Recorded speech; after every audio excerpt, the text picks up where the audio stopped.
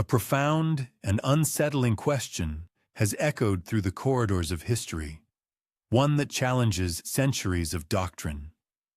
If a divine figure revered by billions had left behind a lineage, why would such a powerful institution as the Vatican strive so relentlessly to obliterate any trace of it?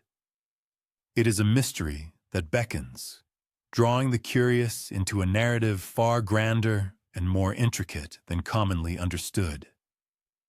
This very query, a specter haunting the annals of time, floats like an ethereal mist above the ages, deemed far too provocative to be voiced from pulpits and exceedingly perilous to be permitted any permanence within official ecclesiastical documents.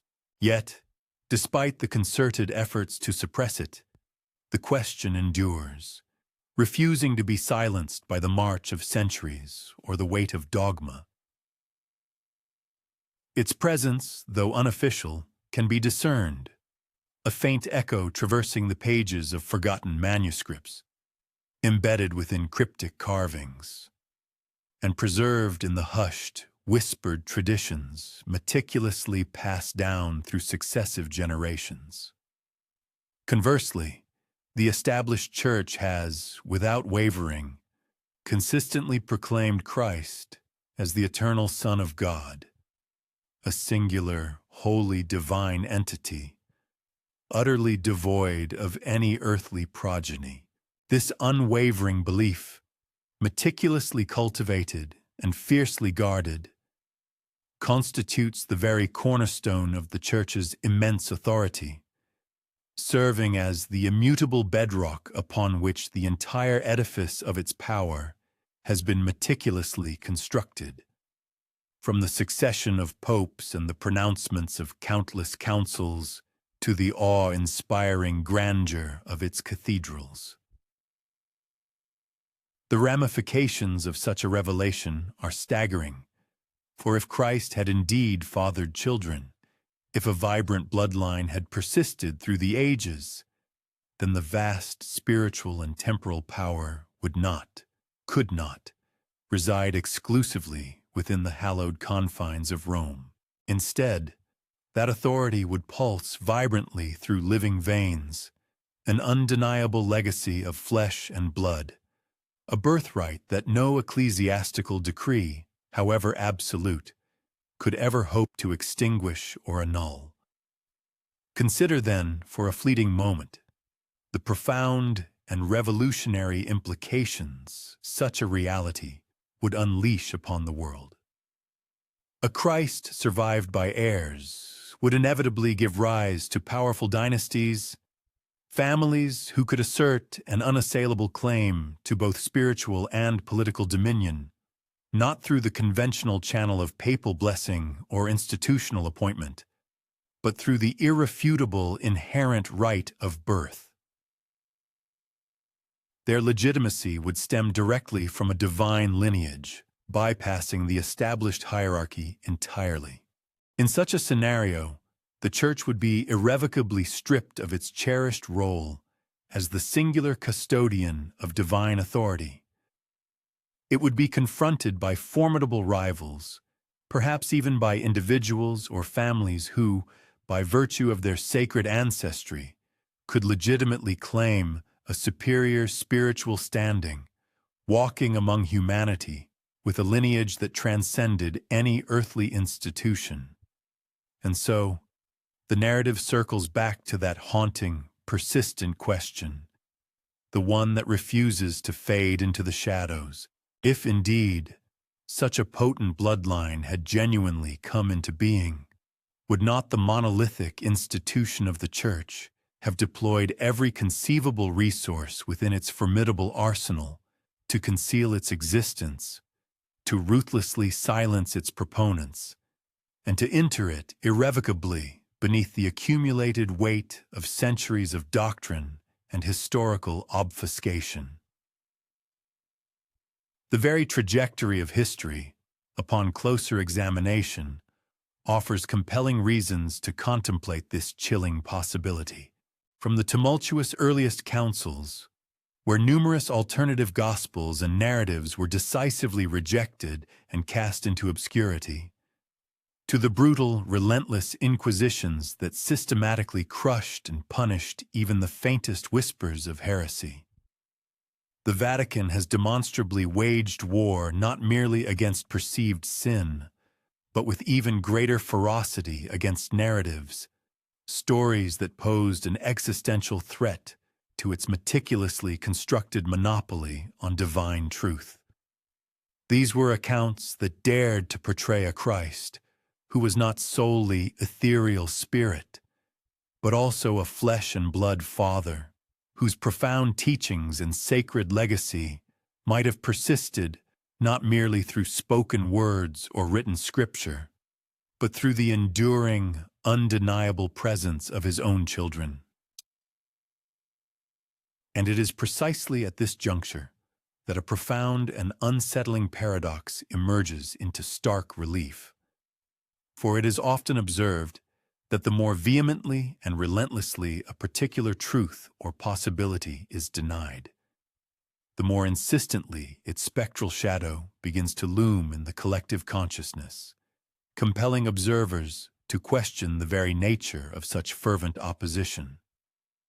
One is left to ponder: why construct impenetrable walls of silence if, indeed, there is absolutely nothing of substance to conceal behind them? Why exert such immense effort and engage in such a protracted struggle to meticulously erase something if, fundamentally, there is nothing tangible there to be forgotten in the first place? Perhaps, then, the most pivotal and consequential war ever waged by the Church was not fought on conventional battlefields adorned with clashing swords and unfurling banners, but rather in the suffocating realm of silence, within archives meticulously cleansed by consuming flames, across manuscripts deliberately smothered by censorious red ink, and deep within the recesses of memories systematically and deliberately suppressed. It was a war of unparalleled strategic importance, waged not against opposing armies or rival nations, but against the very concept of an inheritance, a legacy that could challenge its supremacy. It is precisely at this precarious precipice where the annals of what is officially remembered meet the vast, shadowed expanse of what has been deliberately consigned to oblivion, that an extraordinary journey commences. This is a profound narrative interwoven with threads of immense power, pervasive fear, and impenetrable secrecy. A story hinting at a sacred bloodline that may or may not still trace its quiet, almost imperceptible path among humanity even today. Therefore, it is with a measured and gentle tread, as the veil of night begins to descend, that one must proceed. For within the profound silence that lies between the meticulously recorded pages of history, the forbidden question, like a persistent phantom, continues its soft, insistent whisper. The universally recognized narrative of Christ's earthly existence, as it has been recounted for millennia, traditionally culminates upon the somber, wind-swept hill of Calvary. There, a cross stood starkly silhouetted against the vast, indifferent sky, a crown of thorns pressed cruelly and deeply into the flesh of a man, marking a singular moment of ultimate sacrifice that has resonated with profound significance through countless centuries of unwavering faith. Yet, beneath the solemn, almost sacred beauty of this iconic image, a persistent undercurrent of unresolved questions has always quietly lingered. Could that truly have been the definitive conclusion? Did the epic narrative definitively draw to a close, amidst the brutal finality of nails and the ensuing profound silence? Or conversely, was there something far more intricate, something crucially significant, that was deliberately left unspoken, hidden from the official record. The canonical Gospels, widely accepted and revered, provide exceptionally clear and detailed accounts concerning his death, his subsequent burial, and his miraculous resurrection. However, these same sacred texts become notably less explicit, even conspicuously silent, regarding the pivotal years that immediately followed these momentous events, particularly concerning the subsequent lives and destinies of those individuals who had known him most intimately during his earthly ministry. Figures such as Mary Magdalene, the dedicated disciples, and the various families who journeyed alongside him throughout Galilee seem to recede almost imperceptibly into the very margins of Scripture, their ultimate fates shrouded in an unsettling uncertainty, their individual stories left tantalizingly incomplete and unresolved. Yet despite this official silence, persistent whispers have echoed through the ages. These clandestine whispers suggest that following the harrowing events of the cross, not everything was utterly lost, but rather that a delicate yet remarkably enduring thread of his life continued, extending far beyond the confines of the tomb itself. Some of these intriguing murmurs surface within apocryphal texts, Gospels notably not sanctioned or included within the official canon by the early Church. Within the pages of the Gospel of Philip, for example, Mary Magdalene is referred to as his companion, a term laden with potential meanings far more profound and intimate than mere platonic friendship. In still other suppressed writings, her portrayal transcends the conventional role of a mere disciple, elevating her to a status of something far more significant, closer, perhaps even bound to him in deeply personal ways. Connections deemed far too human, too earthly, for the austere confines of official doctrine. Could it be, then, that an unacknowledged and profound love might have fundamentally shaped an entirely hidden, unwritten side of the Christian story, a narrative deliberately obscured from public view? And further still, could it be that from such an extraordinary union, a child was indeed brought forth, a direct heir whose very existence would have irrevocably altered the trajectory of faith for all time, reshaping the spiritual landscape in unimaginable ways? The nascent early Church, however, displayed absolutely no tolerance for such revolutionary questions. At pivotal councils convened in shadowed, hallowed halls, any texts that dared to hint at too much humanity, too much earthly connection, were summarily set aside, vehemently branded as heretical, and destined either to languish and decay in forgotten desert caves or to simply vanish into the consuming oblivion of ash. Orthodoxy, with its strictures and singular narrative, was decisively chosen, and with that choice came a profound, all-encompassing silence. Yet, it is a crucial distinction to remember that silence, however profound or enforced, is never truly synonymous with absolute absence. Even as the relentless march of centuries unfolded, faint but discernible echoes of these suppressed narratives continued to reverberate. These were stories whispered furtively within the secluded walls of remote monasteries, ancient traditions meticulously carried forward through the clandestine networks of secret societies, and intriguing legends that, with an almost imperceptible subtlety, began to weave their way into the intricate tapestries of established European dynasties. Always, the underlying refrain remained consistent, a persistent counter-narrative. Perhaps the crucifixion on the cross was not, in fact, the final chapter, but rather the clandestine genesis of a lineage so profoundly potent, so utterly subversive, that its mere existence rendered it too perilous to ever openly acknowledge or name. If this audacious premise holds true, then the crucifixion itself assumes a dual nature, not merely an ending, but a profound, deliberate veil, expertly drawn across a pivotal moment in history. Behind this meticulously constructed screen, meticulously hidden from the discerning eyes of the world, a sacred bloodline began its silent, clandestine journey.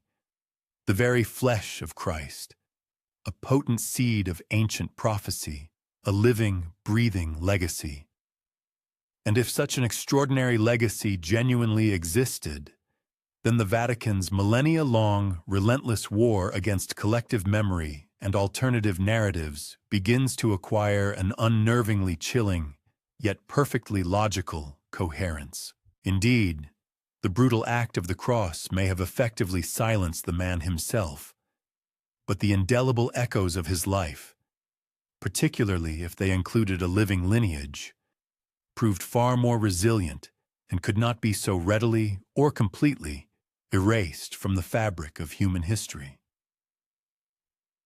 During the earliest formative centuries immediately following the crucifixion, the burgeoning movement of Christianity manifested not as an imposing cathedral or an official decree, but rather as a furtive, insistent whisper. It propagated quietly, intimately, from house to house, sustained by sacred songs intoned in hidden clandestine rooms, and communicated through potent symbols delicately etched onto stone by the trembling yet resolute hands of early adherents. At this nascent stage, the formidable power of Rome had not yet embraced this burgeoning faith. Instead, its emperors actively hunted its followers, its soldiers relentlessly scattered its adherents, and beleaguered believers carried its message like a fragile, precious flame from one town to the next, often under the constant threat of persecution. Yet even amidst these scattered, flickering sparks of nascent faith, persistent rumors began to circulate. Rumors of something considered even more profoundly dangerous than the faith itself, an actual legacy of blood, a direct lineage. Within the sacred confines of the Holy Land, where the very origins of the faith lay, numerous families privately recounted tales and traditions not to be found within the officially sanctioned Gospels approved by the authoritative bishops of the burgeoning church.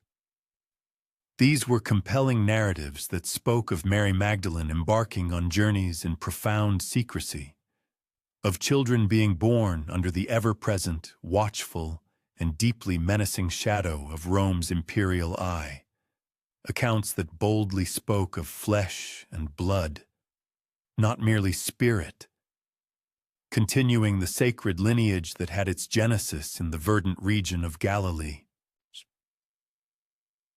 A selection of these fascinating tales found their preservation within what contemporary scholars now collectively refer to as apocryphal writings.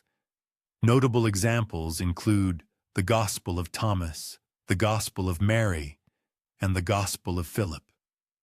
Each of these was unequivocally rejected by the influential councils responsible for meticulously shaping the definitive New Testament. They collectively offered tantalizing fragments, intricate puzzles, and half-spoken hints of a form of Christianity that seemed less concerned with the grandiosity of empire and institutional power, and far more deeply rooted in the profound intimacy of personal connection and spiritual understanding. Within certain of these rediscovered texts, Mary Magdalene emerges not merely as a devoted follower or a penitent, but as an individual who shared an unparalleled bond with Christ, knowing him in ways that were profoundly tender, deeply human, and ultimately far too intimately personal to be comfortably accommodated by the emerging official doctrine. Could it be, then, that the very seeds of a sacred, yet perilous bloodline were discreetly sown and nurtured precisely in this environment of imposed silence, profound secrecy, and pervasive existential fear. The earliest and most influential church fathers demonstrably grappled with the unsettling implications of this very possibility. While some, acknowledging her unique spiritual stature, referred to Mary Magdalene by the esteemed title of the Apostle to the Apostles, others, perhaps more concerned with doctrinal control, actively sought to diminish her role, attempting to reduce her to the more palatable image of a mere sinner miraculously redeemed. Consequently, her profound significance was systematically minimized, and her authoritative voice was deliberately quieted, pushed into the background of the unfolding narrative. But what if her true identity transcended these carefully constructed classifications? What if she was neither the penitent prostitute of later ecclesiastical lore, nor merely another devoted disciple among many? What if, in a revelation that would shatter established dogma, she was, in fact, the essential vessel of a profoundly sacred, yet meticulously hidden inheritance? Envision, for a moment, the intimate, clandestine Christian gatherings that took place in ancient Antioch, Alexandria, or Jerusalem. Within these humble assemblies, adherents prayed devoutly and broke bread in shared communion. Yet, in the hushed corners of their earnest conversations, a startling whisper began to travel. A radical notion that suggested the revered Son of God might also have been, quite literally, a father, and that the ethereal kingdom of heaven could, astonishingly, have found a tangible earthly reflection within the fragile mortal body of a child. For the nascent church, still in its foundational stages and fiercely contending for its very legitimacy and authority in a hostile world, such a revolutionary idea was not merely problematic, it was utterly, fundamentally intolerable. This concept posed an existential threat to the carefully constructed narrative of a singular, wholly divine Christ, a figure utterly untouched by earthly lineage or the entanglements of worldly ties. If Christ had indeed left behind heirs, then the very mechanism of spiritual authority could bypass the established hierarchy of bishops and popes entirely, flowing instead through the undeniable inherent power of blood. Consequently, the potent seeds of this profoundly subversive story were systematically and meticulously buried, consigned to the deepest recesses of historical obscurity. Yet, it is a timeless truth that buried seeds do not truly perish. Rather, they lie dormant and hidden beneath the earth, patiently awaiting the precise, opportune season to once again awaken, germinate, and ultimately rise to the surface. And as the Christian faith inexorably spread outward, expanding its reach into the very heart of imperial Rome, across the rugged landscapes of Gaul, and into numerous other distant lands where powerful emperors held sway and ecclesiastical councils fiercely debated doctrine, those initial, insistent whispers did not, in fact, simply vanish. Instead, they traveled quietly, almost imperceptibly, carried within the intimate confines of families, preserved in the hushed sanctity of remote monasteries, and held securely within the hearts of those who intuitively sensed that the true story of Christ was far grander, infinitely more human, and ultimately far more profoundly dangerous than the carefully sanctioned narrative the official church permitted. While the Holy Land served as the original fertile soil for these clandestine narratives, the sprawling continent of Europe would, over time, become their unexpected sanctuary and refuge. With the passage of each successive generation, the potent seeds of this profound mystery continued to grow, deepening their roots and expanding their reach. Among all the pivotal figures who walked alongside Christ during his earthly ministry, none has ignited more enduring speculation or been shrouded in deeper layers of mystery than the enigmatic Mary Magdalene. Her name, notably, surfaces repeatedly throughout the canonical Gospels, yet consistently appears in tantalizing fragments, almost as if the official scriptural record itself was strangely reluctant to accord her a complete, fully fleshed-out presence within the narrative.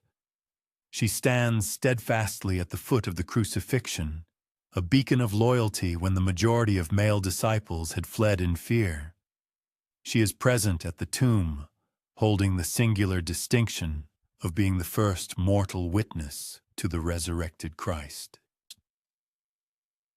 And then, with an abruptness that feels almost deliberate, as if orchestrated by an unseen hand, she inexplicably fades into profound, historical silence.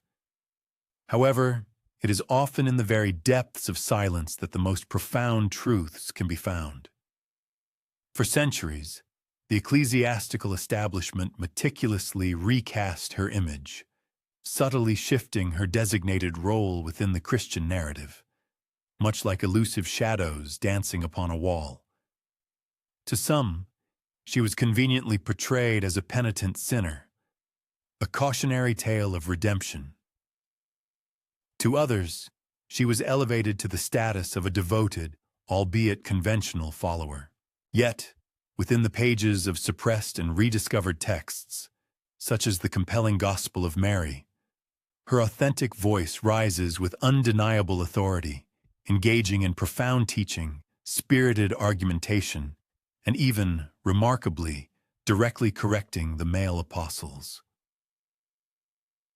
It was a voice undeniably strong enough, and her insights sufficiently profound, to profoundly unsettle the carefully constructed pillars of established tradition and challenge the patriarchal hierarchy of the burgeoning church. Yet, what if her significance transcended even these profound acknowledgments? Some hushed accounts insinuate that her role extended beyond that of a mere disciple, suggesting she might have been an intimate associate, a trusted confidant, or perhaps even a spouse. Within the ancient text, known as the Gospel of Philip, she is tenderly depicted as the one Christ loved more than the others, a constant companion frequently honored with his affectionate kisses. The precise meaning of this ancient prose remains open to interpretation, yet the potent suggestion of a deeper connection persistently endures. Their bond, it is argued, may have encompassed both human sentiment and spiritual devotion. Should this indeed prove to be historically accurate, the ensuing ramifications are truly monumental. For through her, a direct biological lineage could conceivably have commenced. Through her, the divine essence might have taken tangible root, not solely in abstract teachings and devotional prayers, but concretely in the form of actual progeny. Consider, then, the fascinating trajectory of her narrative following the somber event of the crucifixion. Ancient traditions speak of her urgent departure from the sacred lands of the Middle East. Some chroniclers recount her perilous voyage across the vast expanse of the Mediterranean Sea, culminating in her arrival upon the sun-drenched shores of Gaul, accompanied by a modest retinue of faithful adherents. In the picturesque regions of southern France, an enduring tapestry of local customs and lore continues to affirm her historical presence, marked by hallowed sanctuaries dedicated to the Magdalene, venerable chapels where her revered name is frequently invoked, and sacred artifacts purportedly belonging to her. This prompts a pertinent inquiry. What profound impetus spurred such fervent adoration to flourish in a locale so geographically distant from Jerusalem? Could it be that her journey was precipitated by her bearing something more substantial than mere recollections? Could it be that she carried a literal lineage, a sacred genetic heritage? The institutional church, it is widely understood, diligently endeavored to meticulously manage and circumscribe her public persona. The deliberate act of diminishing her perceived importance served as a strategic maneuver to quash any potential assertions of a sacred inheritance. For if she were merely relegated to the status of a penitent woman, absolved of past transgressions, she could not conceivably be the progenitor of a divine progeny. Furthermore, if her role was confined to that of a simple adherent, she could not possibly pose a challenge to the foundational apostles, Peter and Paul, nor to the subsequent unbroken succession of the papal hierarchy. Nevertheless, despite the scrupulous and persistent efforts to recraft her narrative, an indelible trace of her profound presence perpetually endured, casting a long, unyielding shadow. Within the realm of artistic representation, she frequently appears adorned with tresses of fiery red, a potent emblem universally associated with fervent emotion, profound mystery, and enforced banishment.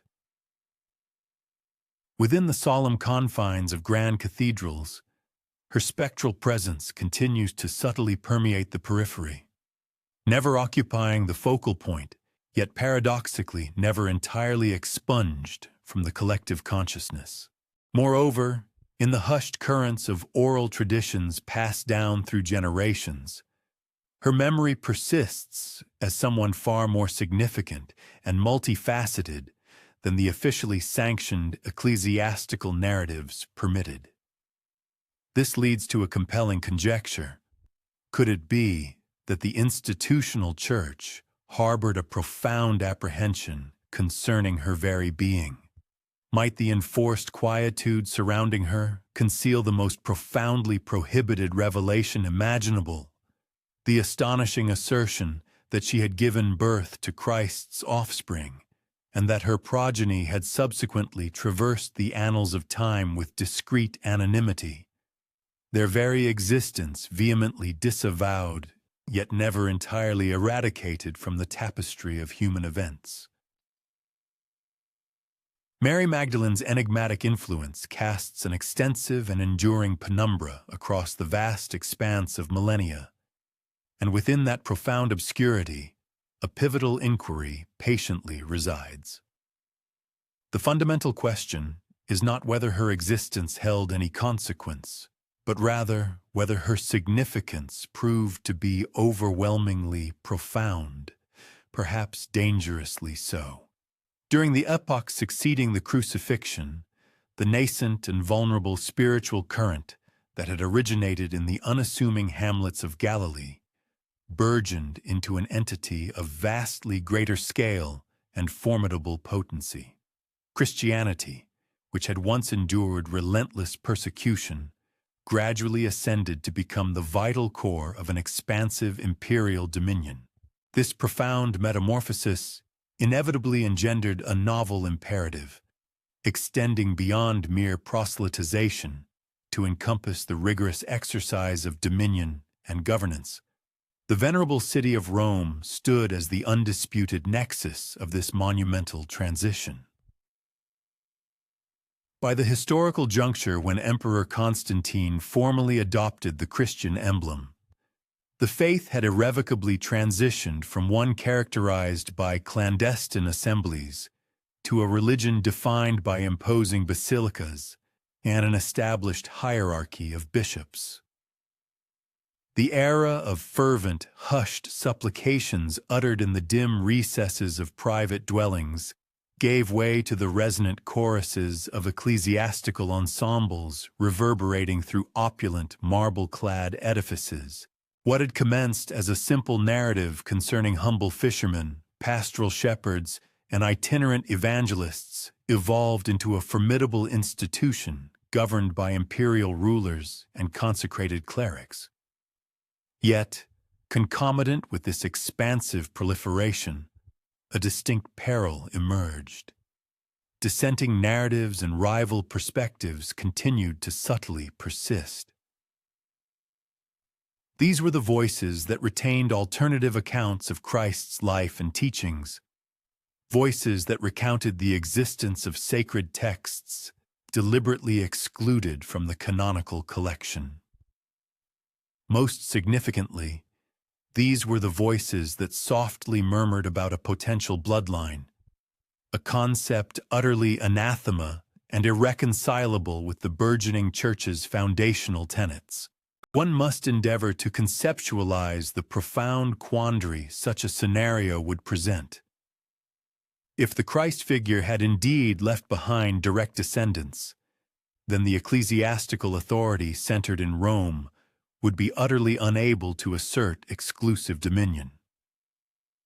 The sacred potency would then be perceived to reside not within venerable relics or the sanctified papal seat, but intrinsically within the very essence of familial blood, embodied by living dynasties whose ancestral claims could conceivably challenge the legitimacy of any bishop, any imperial ruler, or any pontiff. Consequently, as the nascent Church developed its institutional framework, it simultaneously constructed an edifice of strategic omission and deliberate quietude. Ecumenical councils were purposefully assembled, not merely for the promulgation of established doctrines, but crucially for the systematic suppression and interment of alternative narratives. At momentous assemblies such as Nicaea and Chalcedon, alongside innumerable smaller convocations, ecclesiastical leaders meticulously deliberated and formally decided which texts would be consecrated as canonical scripture and which would be definitively repudiated as heretical. The formally selected evangelical accounts consistently portrayed a Christ figure devoid of direct descendants, an individual whose divine assignment culminated unequivocally with his crucifixion. Conversely, a significant number of the repudiated texts subtly intimated a persona considerably more human in nature, and by extension, far less amenable to institutional management and theological circumscription. The burgeoning ecclesiastical authority was compelled to exercise extreme circumspection. To acknowledge even the remote prospect of a sacred bloodline would inevitably unleash widespread societal and theological disorder. Royal dynasties might then assert a divine mandate to rule, grounded in their biological lineage. Monarchs could potentially trace the legitimacy of their reign not to the sanction of papal benediction, but directly to the ancestral soil of Galilee. The intricate network of influence and dominion, meticulously constructed by the Vatican, would assuredly begin to disintegrate. Consequently, theological dogma became increasingly rigid and unyielding.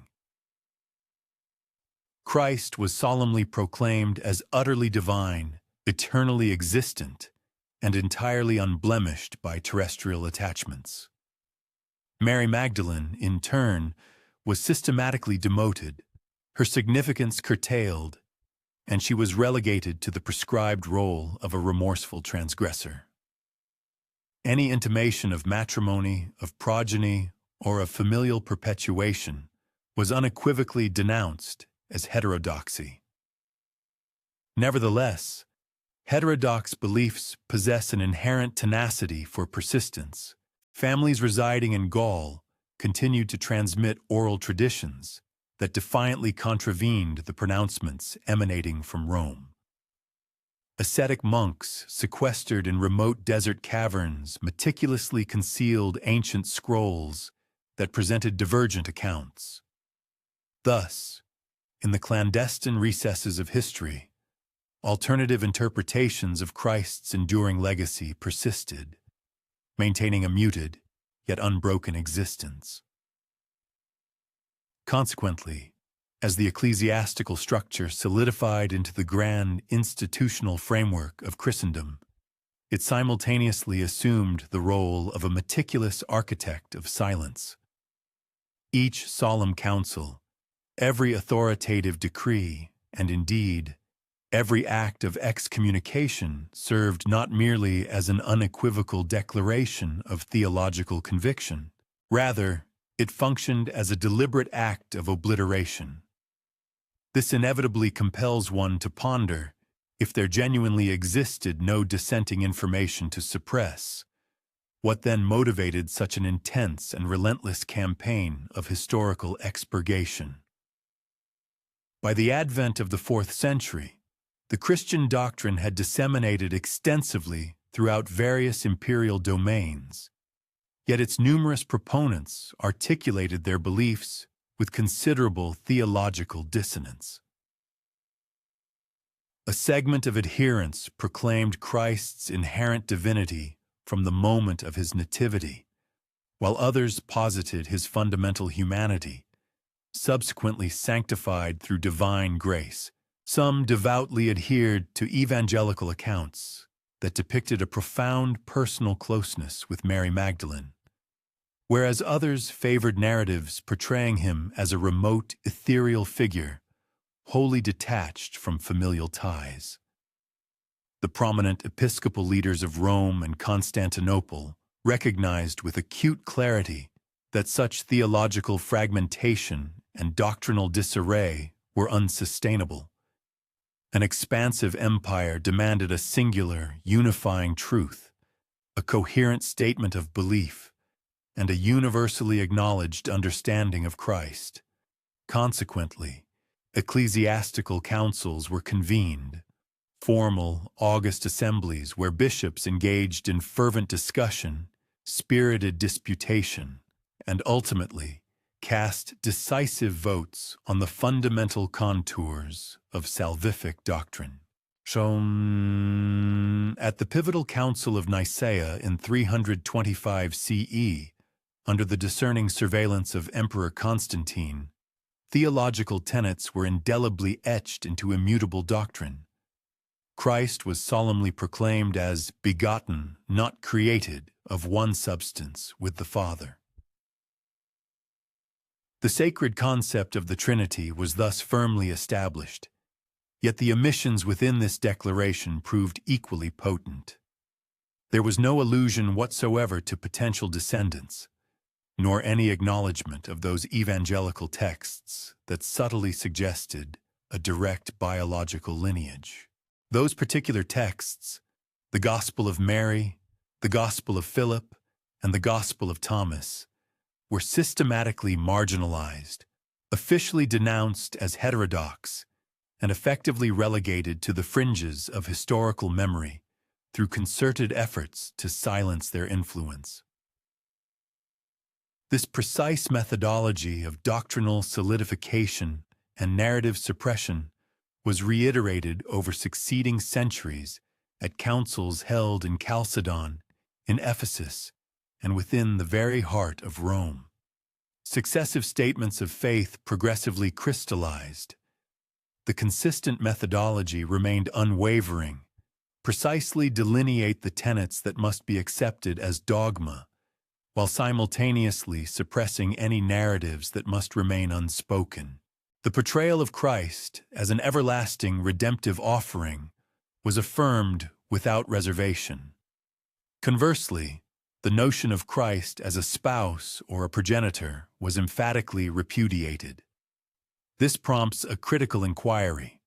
What impelled such meticulous vigilance? What fueled such an urgent imperative to expunge specific historical accounts? Could it be that beneath the surface of those deemed heretical gospels resided a revelation too perilous for the institutional church to acknowledge? The radical idea that the Son of God had not merely traversed the earth as a divine deliverer, but also as a mortal man, complete with a family whose lineage might conceivably have persisted among humanity.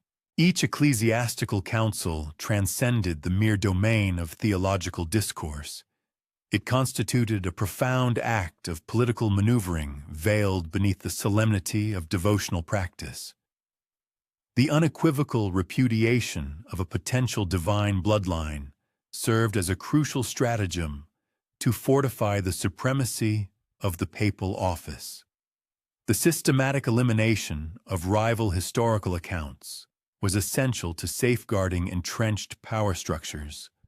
For if a direct descendant of Christ had indeed endured, if a discernible family could authentically trace its ancestral roots back to the pastoral region of Galilee, then the episcopal leaders of Rome would be utterly divested of their exclusive claim to divine sanction.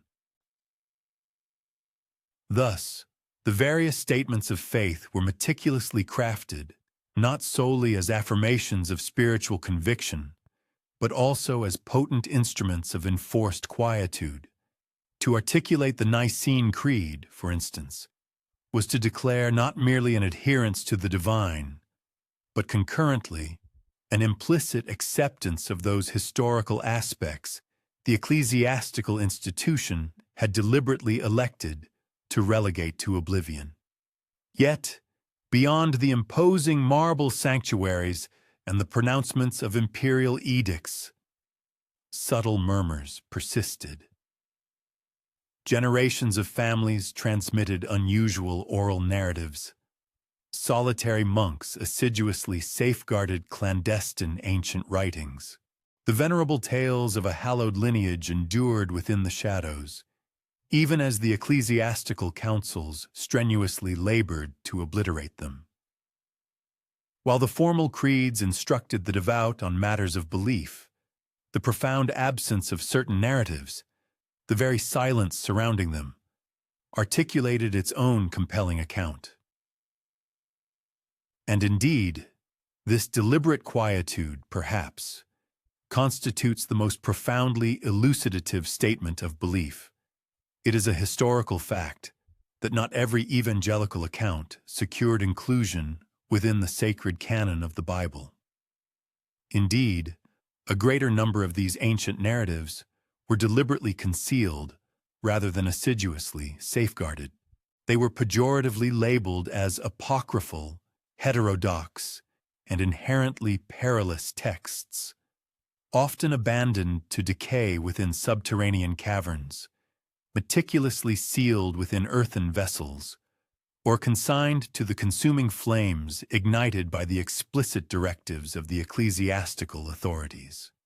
Nevertheless, a select few miraculously endured, and their venerable pronouncements continue to emit the subtle, evocative fragrance of a long-eclipsed reality. Consider, for instance, the Gospel of Thomas, a remarkable compendium of aphorisms ascribed to Christ, which lay preserved for centuries within the arid sands of Nag Hammadi before its momentous rediscovery in 1945. This particular gospel articulated a philosophy centered on an intrinsic spiritual illumination, on the immanence of sacred wisdom residing within the individual soul, a portrayal of Christ that was conspicuously less contingent upon the dictates of ecclesiastical authority and considerably more profoundly personal and intimate. For the established power structures in Rome, such an evangelical account was inherently fraught with danger. Similarly, one might reflect upon the Gospel of Mary.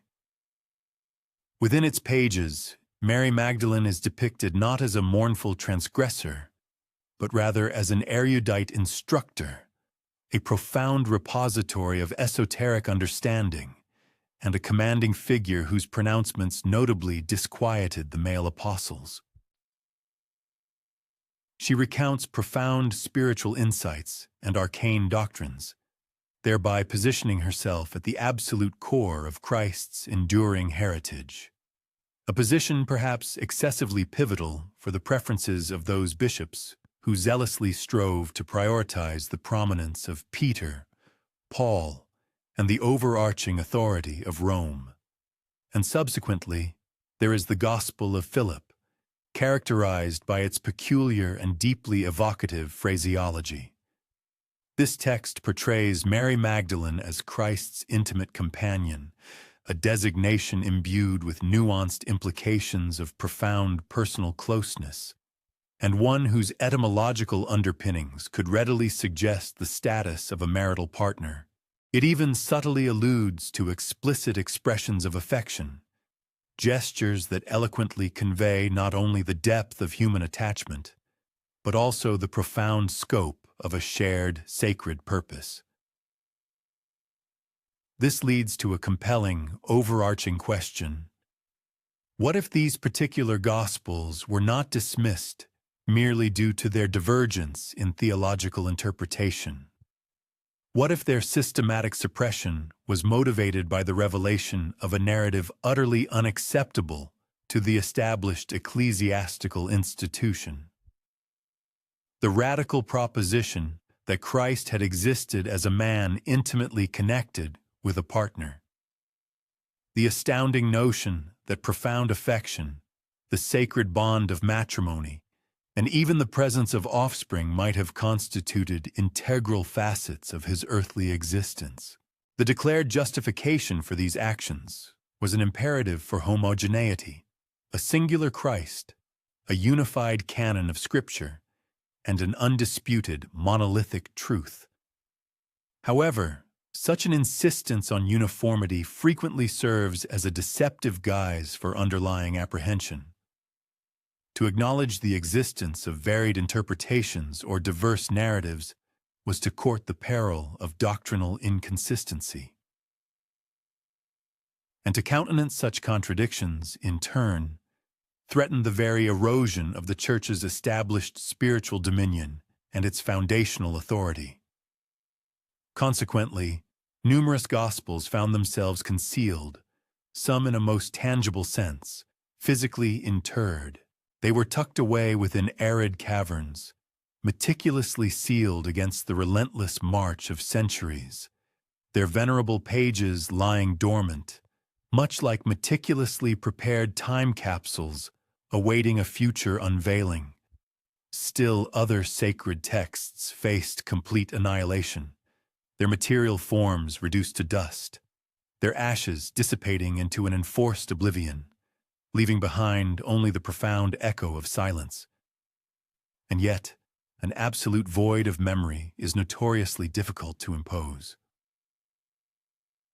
Faint echoes of these prescribed Gospels persisted, resonating in the secluded alcoves of monastic institutions, woven into the folklore of isolated hamlets, and discernible in obscure allusions made by individuals courageous enough to defy official amnesia. The ecclesiastical establishment had branded these texts as anathema, declaring them forbidden. Yet it is often the narratives deemed taboo that possess a most tenacious capacity for endurance. One might reasonably inquire if there was no genuine cause for apprehension. Why were these alternative texts not permitted to subsist? Why were they not allowed to be perused in conjunction with the sanctioned Scriptures? What profound peril did the ecclesiastical authorities perceive within these words, save for the disquieting prospect that they might unveil a Christ figure portrayed as excessively mortal, intimately interwoven with worldly affairs, and intrinsically linked to a discernible ancestral line? The concealed sacred texts communicate not merely through their explicit content, but equally profoundly through their strategic omission from the official narrative. And within that deliberate void, one perceives a resonant quietude, pregnant with unexplored potential and unspoken revelations. Although the established Church strenuously endeavored to suppress heterodox viewpoints and quell any dissenting voices, the faculty of remembrance possesses an uncanny ability to permeate even the most formidable barriers. Even amidst the solemn pronouncements of ecclesiastical councils and the fiery zeal of inquisitorial persecutions, dispersed remnants of prescribed traditions discovered sanctuary in the most improbable of havens. Among these custodians were devout monks, ascetic individuals sequestered within austere stone monastic complexes, where the soft glow of candlelight danced upon ancient vellum manuscripts. Formally, their sacred task was limited to the transcription of authorized Holy Writ, the canonical volumes endorsed by the Roman See. However, the peripheral spaces of these very documents frequently reveal an alternative narrative. In minuscule annotations, enigmatic glyphs, and deliberate exclusions, faint echoes of divergent gospels and clandestine ancestral lines persisted. This constituted not an overt act of rebellion, but a nuanced, understated form of resistance, sufficient to safeguard historical recollection from utter oblivion. Other vital custodians were kinship groups, the delicate yet enduring medium of spoken lore, as ephemeral as a fleeting exhalation, transmitted hidden knowledge across successive generations. In territories situated far beyond the pervasive influence of the Roman Curia, specifically within the undulating topography of southern France and the secluded ravines nestled deep within the Pyrenean mountain range, narratives recounted the arrival of Mary Magdalene, purportedly by sea vessel, bearing an infant in her embrace, and of her progeny, who lived unobtrusively amidst the local populace. These accounts, perhaps relegated to the realm of mere folklore, nonetheless suggest that mythic narratives frequently serve as repositories for profound verities deemed too subversive or perilous to commit to the permanence of parchment. Furthermore, clandestine fraternities, more intentionally structured and discreet, also played a part. Some of these secret societies emerged during the medieval epoch, while others asserted origins predating recorded history, and all embraced distinctive emblems and ceremonial practices that appeared to resonate with a veiled, ancestral legacy. Images of bees, the delicate forms of lilies, and celestial stars meticulously etched into enduring stone. These recurring motifs, appearing consistently throughout the ages, possessed intricate, superimposed meanings, their true genesis often remaining obscure. One is compelled to ponder, did these persistent symbols represent mere happenstance, or were they, in fact, the material manifestation of a profound, enduring memory, deliberately encoded? One salient example is the Cathars of Languedoc, a spiritual movement systematically persecuted to eradication during the 13th century.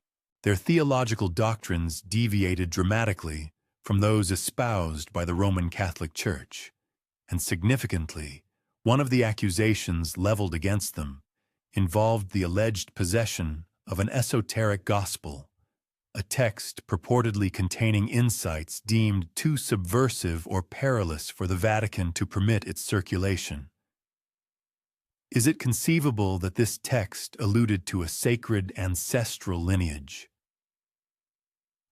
Could their brutal extermination have been motivated not solely by concerns of theological heresy, but by a more profound imperative to suppress a perilous historical recollection? Repeatedly, this consistent paradigm manifests itself throughout history.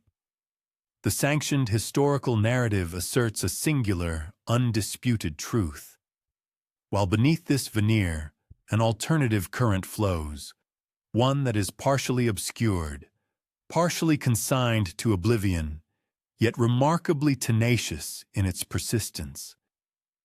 It is almost as if the very fabric of historical consciousness resisted relinquishing the compelling prospect that the enduring legacy of Christ encompassed not merely a spiritual dimension, but also a tangible, biological, flesh and blood inheritance.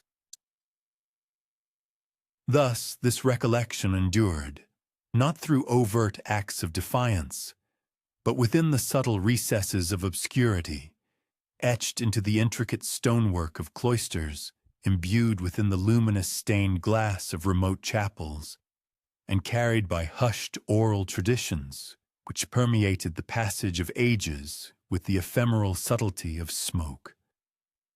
The true custodians of this enduring memory were not formidable military forces or powerful institutions.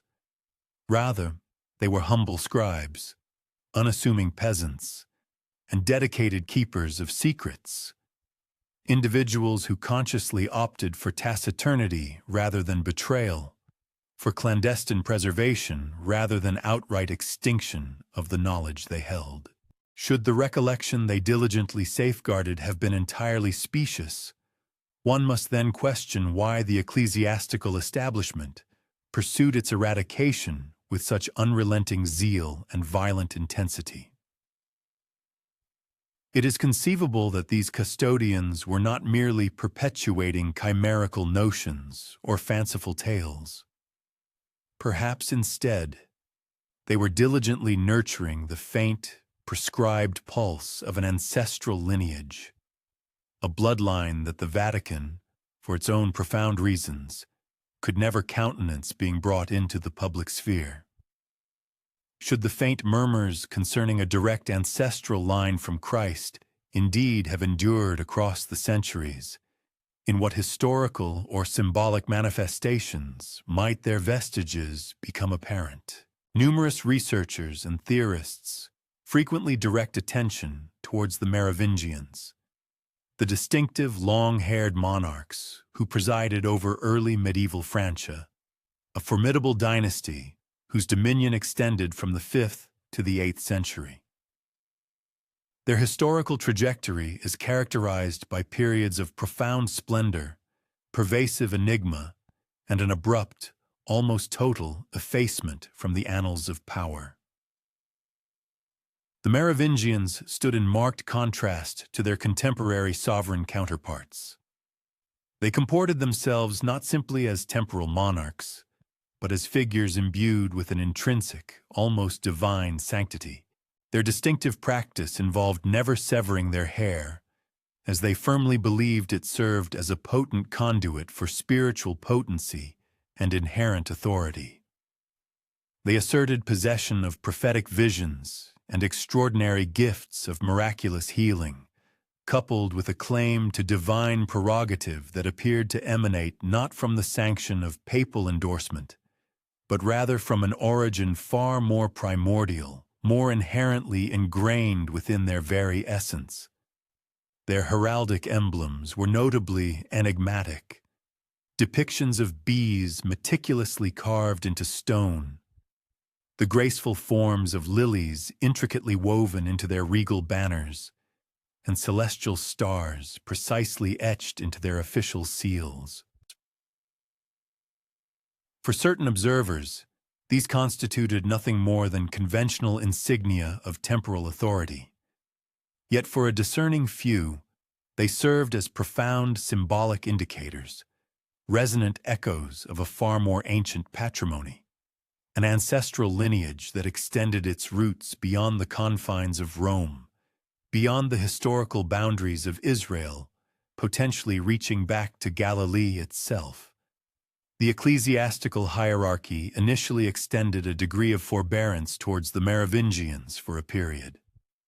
After all, these monarchs had indeed embraced Christianity, and their influential presence significantly aided the propagation of the faith throughout Gaul. However, their pronounced autonomy and self-derived authority proved to be a source of profound disquiet for Rome.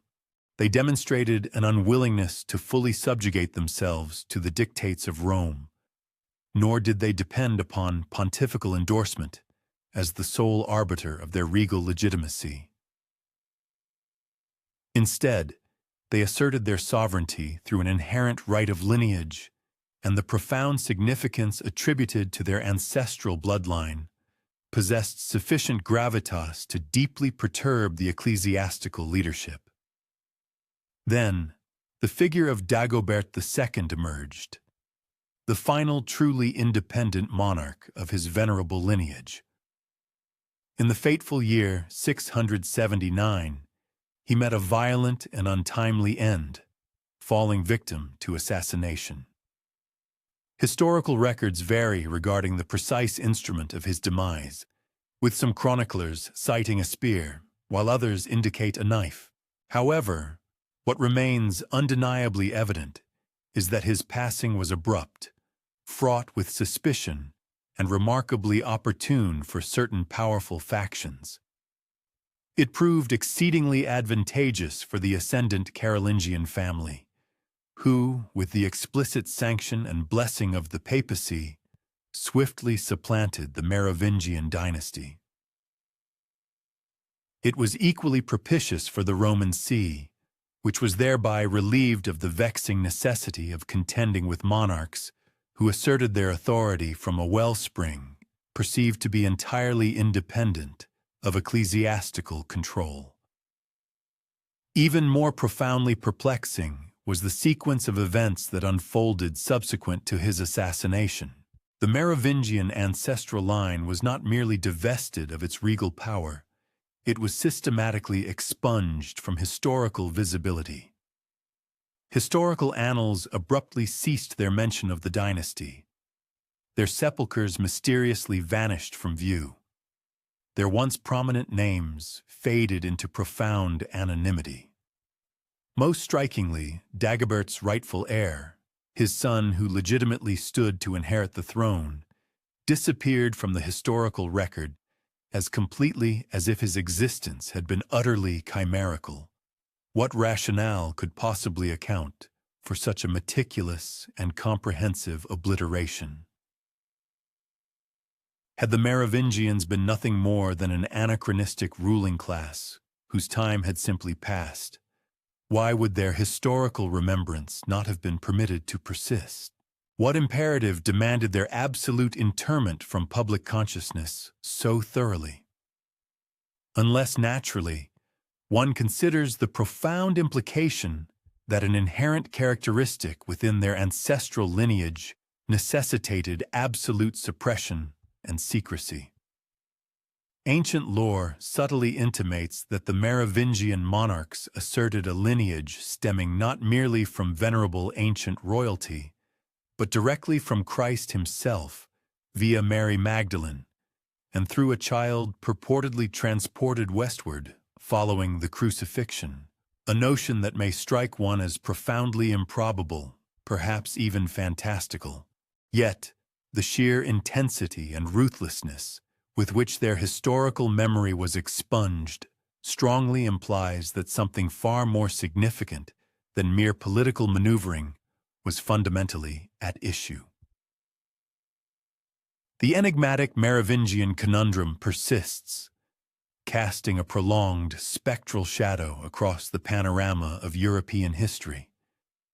It represents a regal house deemed excessively mystical, unduly autonomous, and perhaps even dangerously sacred to be permitted continued existence within the established order. And if their ancestral bloodline genuinely bore the prescribed inheritance of Christ, then their catastrophic downfall transcended the scope of a mere political usurpation. Indeed, it constituted an integral component of the ecclesiastical institution's clandestine campaign against an ancestral line it could never countenance being openly acknowledged or permitted to flourish in the public sphere. The calendar marked the year 679, and the woodlands of Lorraine lay shrouded in a dense, chilling winter mist.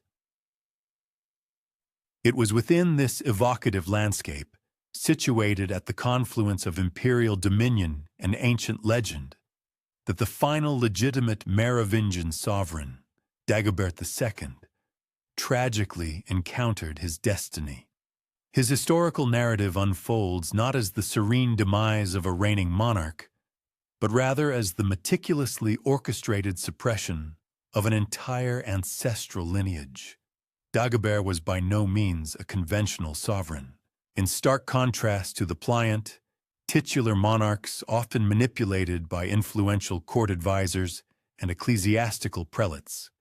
He comported himself with an intrinsic gravitas and an unshakable, resolute independence.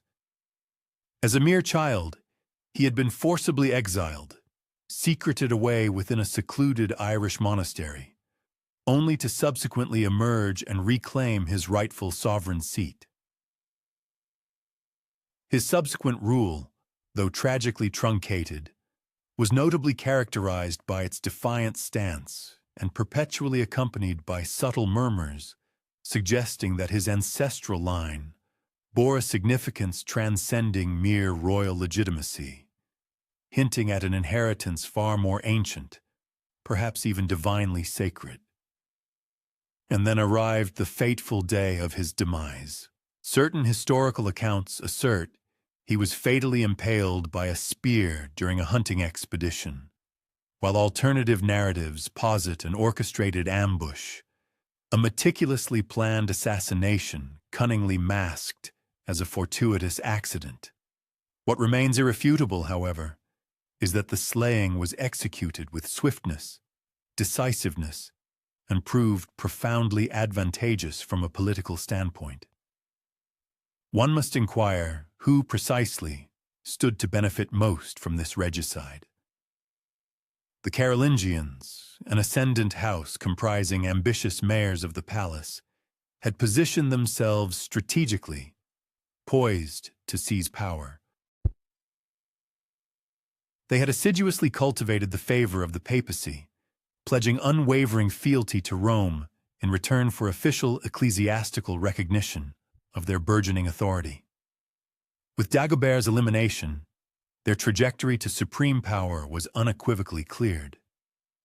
Before long, Pepin the Short would receive his coronation with the explicit benediction of the papacy, thereby inaugurating a new royal house that inextricably linked the very institution of kingship to the imprimatur of Vatican approval. However, Dagobert had indeed left behind a direct successor, his son, Sigisbert. And it is at this juncture that the historical narrative assumes an altogether peculiar and enigmatic character. Sigisbert, by all rights of primogeniture, ought to have ascended to his father's regal seat. Yet bafflingly, he vanishes entirely from documented historical accounts. His name is barely afforded a passing mention, his life remains utterly unchronicled, and his very memory seems to have been systematically expunged. For certain astute observers, this particular omission constitutes the most compelling piece of evidence. For what conceivable motive could compel the obliteration of a child from historical recognition, unless that child's very existence represented a profound and undeniable menace? Folklore, however, asserts that Sigisbert was surreptitiously conveyed to the southern regions of France, specifically to the Languedoc, where, under assumed identities, his progeny continued to reside discreetly among the local populace. Should this indeed be the case, then the Merovingian ancestral line did not meet its conclusive end with Dagobert's assassination.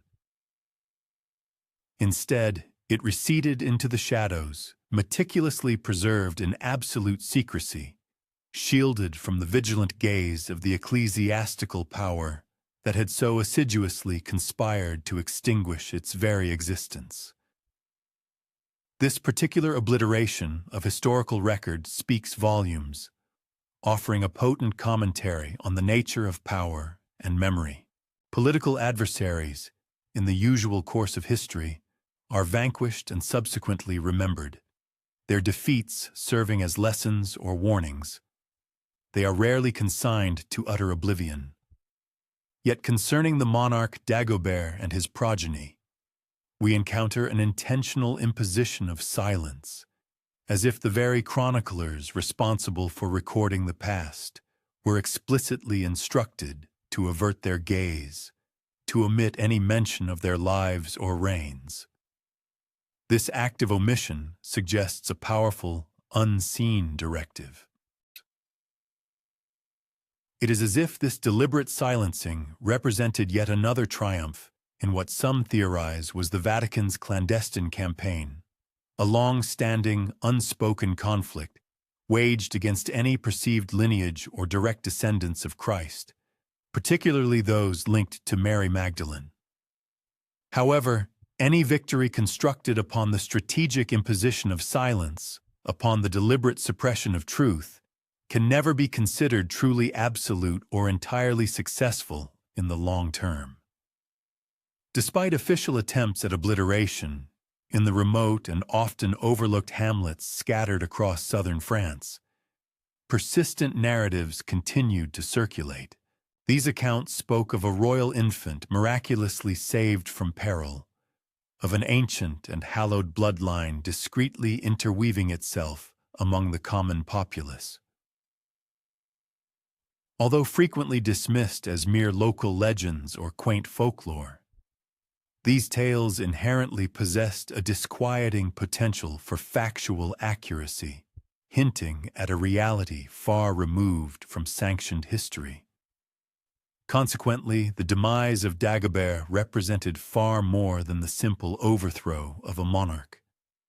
It symbolized the deliberate severing of a significant bough from a venerable tree, a lineage whose profound roots arguably stretched back to the sacred ground of Calvary itself. Even though this particular branch was meticulously concealed from public view and official record, the foundational tree, the ancestral line, was never entirely eradicated. It is a fundamental truth that history, much like individual recollection, is never an impartial or objective record. It is meticulously composed, artfully sculpted, and selectively edited by those wielding the instruments of inscription, by the powerful figures who dictate the narrative. When one meticulously peruses the surviving early medieval historical accounts, a particular lacuna, a profound absence, resonates with an intensity that surpasses any explicit declaration. This resonant void centers on the abrupt and perplexing disappearance of the Merovingian dynasty from the historical narrative. For a span of 2 full centuries, these distinctive long-haired monarchs had exerted their dominion over Gaul. Their royal appellations were indelibly inscribed upon coinage, their legislative enactments meticulously codified within official charters, and their influential presence was deeply interwoven into the very social and political tapestry of the region. Yet, in the aftermath of Dagobert's demise, the historical documentation concerning this powerful lineage inexplicably becomes fragmented and unreliable. The regal succession, which had previously asserted a divine right to rule and an inherent sacred authority, recedes into profound obscurity with a startling and almost unbelievable swiftness. The historical records compiled by the succeeding Carolingian dynasty offer remarkably sparse information regarding their predecessors. These chronicles provide only scattered fragments, often containing dismissive references to perceived Merovingian feebleness and anecdotes designed to diminish the significance and legitimacy of their rule. Dagobert's direct heir, Sigisbert, effectively disappears from the historical record with an almost complete absence of trace. Logic dictates that he ought to have been prominently mentioned, thoroughly documented, and quite possibly even formally enthroned. Instead, he simply dissolves into an utter silence, as if his mere presence and potential claim represented a menace too profound to be officially acknowledged or recorded. This begs the crucial question: what motivated such an extensive and thorough obliteration of their memory? Typically, vanquished dynasties are preserved in collective memory, often serving as admonitory narratives or historical warnings. However, the Merovingians were subjected to more than mere defeat.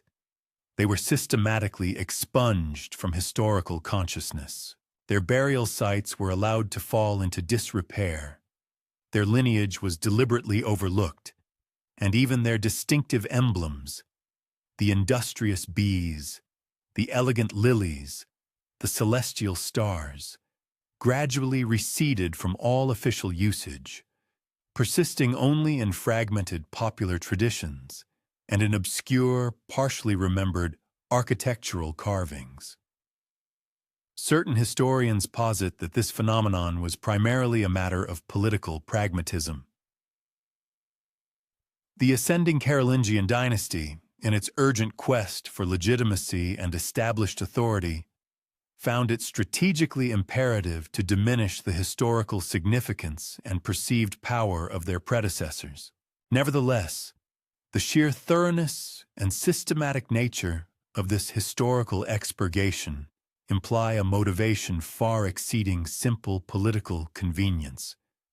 It strongly suggests a deliberate and calculated intention. If, indeed, the Merovingians were believed to possess the subtly whispered sacred bloodline of Christ, transmitted through Mary Magdalene and her alleged progeny, then their continued existence would have fundamentally challenged and potentially subverted the ecclesiastical authority of the papacy. One can readily conceive of the profound implications: living heirs whose very veins pulsed with a divine claim to power. Envision competing monarchs who could assert their right to rule, not through the sanction of papal benediction, but by virtue of an inherent sacred lineage. Such a formidable possibility, a direct challenge to its spiritual and temporal dominion, could not, under any circumstances, be countenanced. Consequently, silence was strategically deployed as the Vatican's most potent instrument of control. Historical records were systematically purged, and official narratives were meticulously reauthored. In the place where a powerful dynasty had once proudly stood, there remained only a stark and deliberate void. Yet this very absence, this profound emptiness, inherently narrates its own compelling story. Its presence is discernible in the conspicuous lacunae, in the abrupt and inexplicable blank regions where significant names and events ought to have been recorded. It resonates within the subdued tone of chronicles that meticulously detail every subject except the most crucial matters.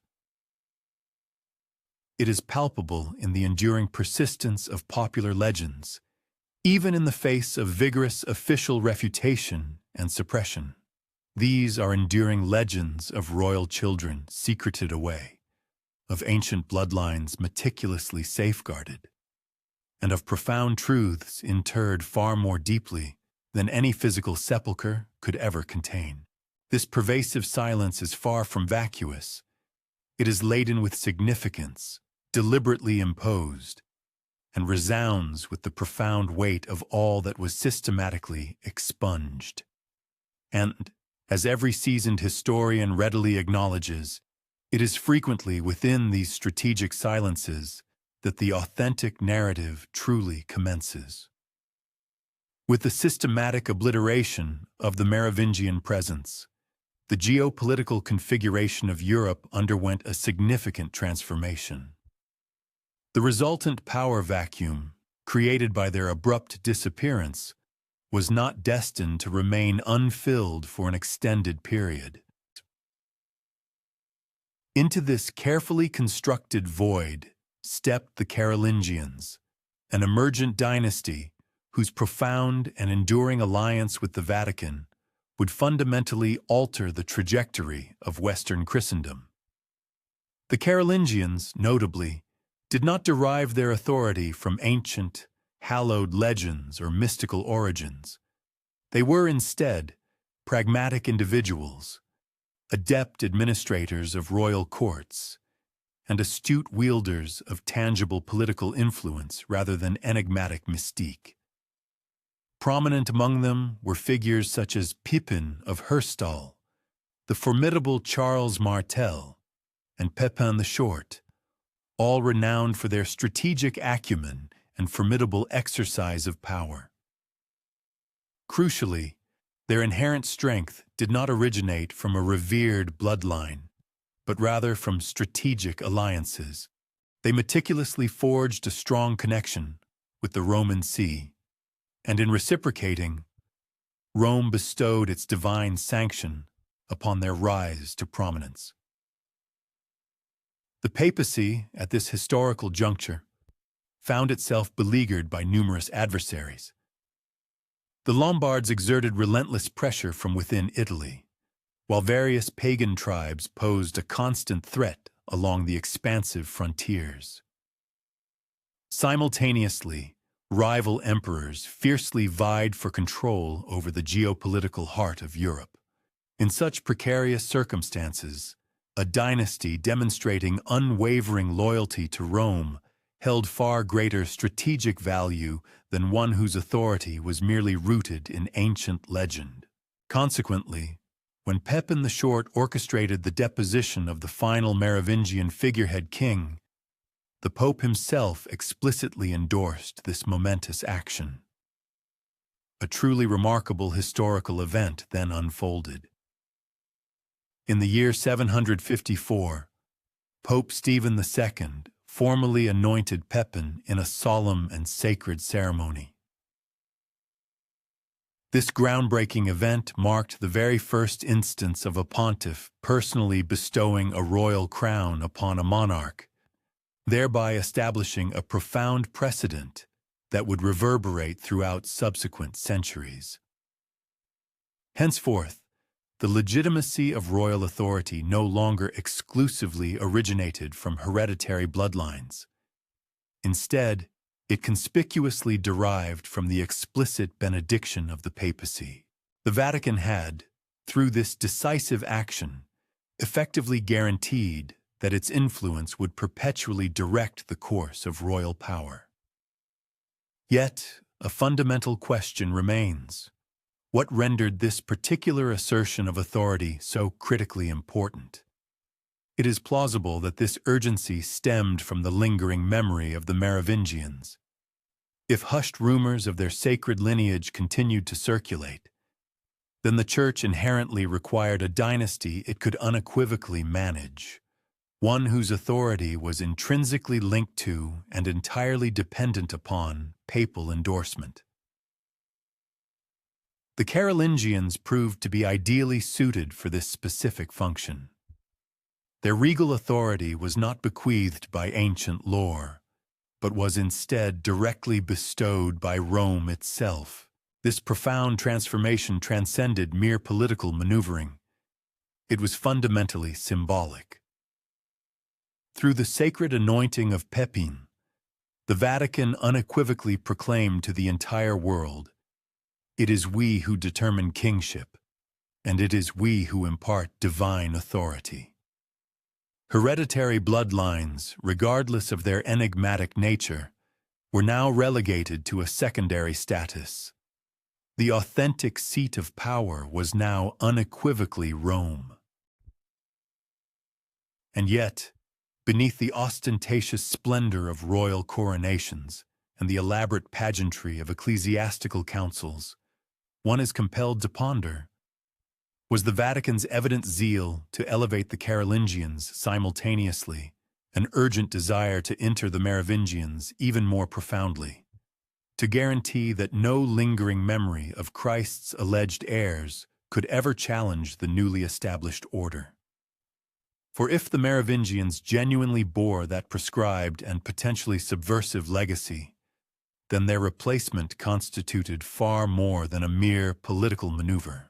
It represented a deliberate act of historical obliteration, a conclusive endeavor to sever the delicate thread of a bloodline that possessed the potential to irrevocably transform the very foundations of the Church.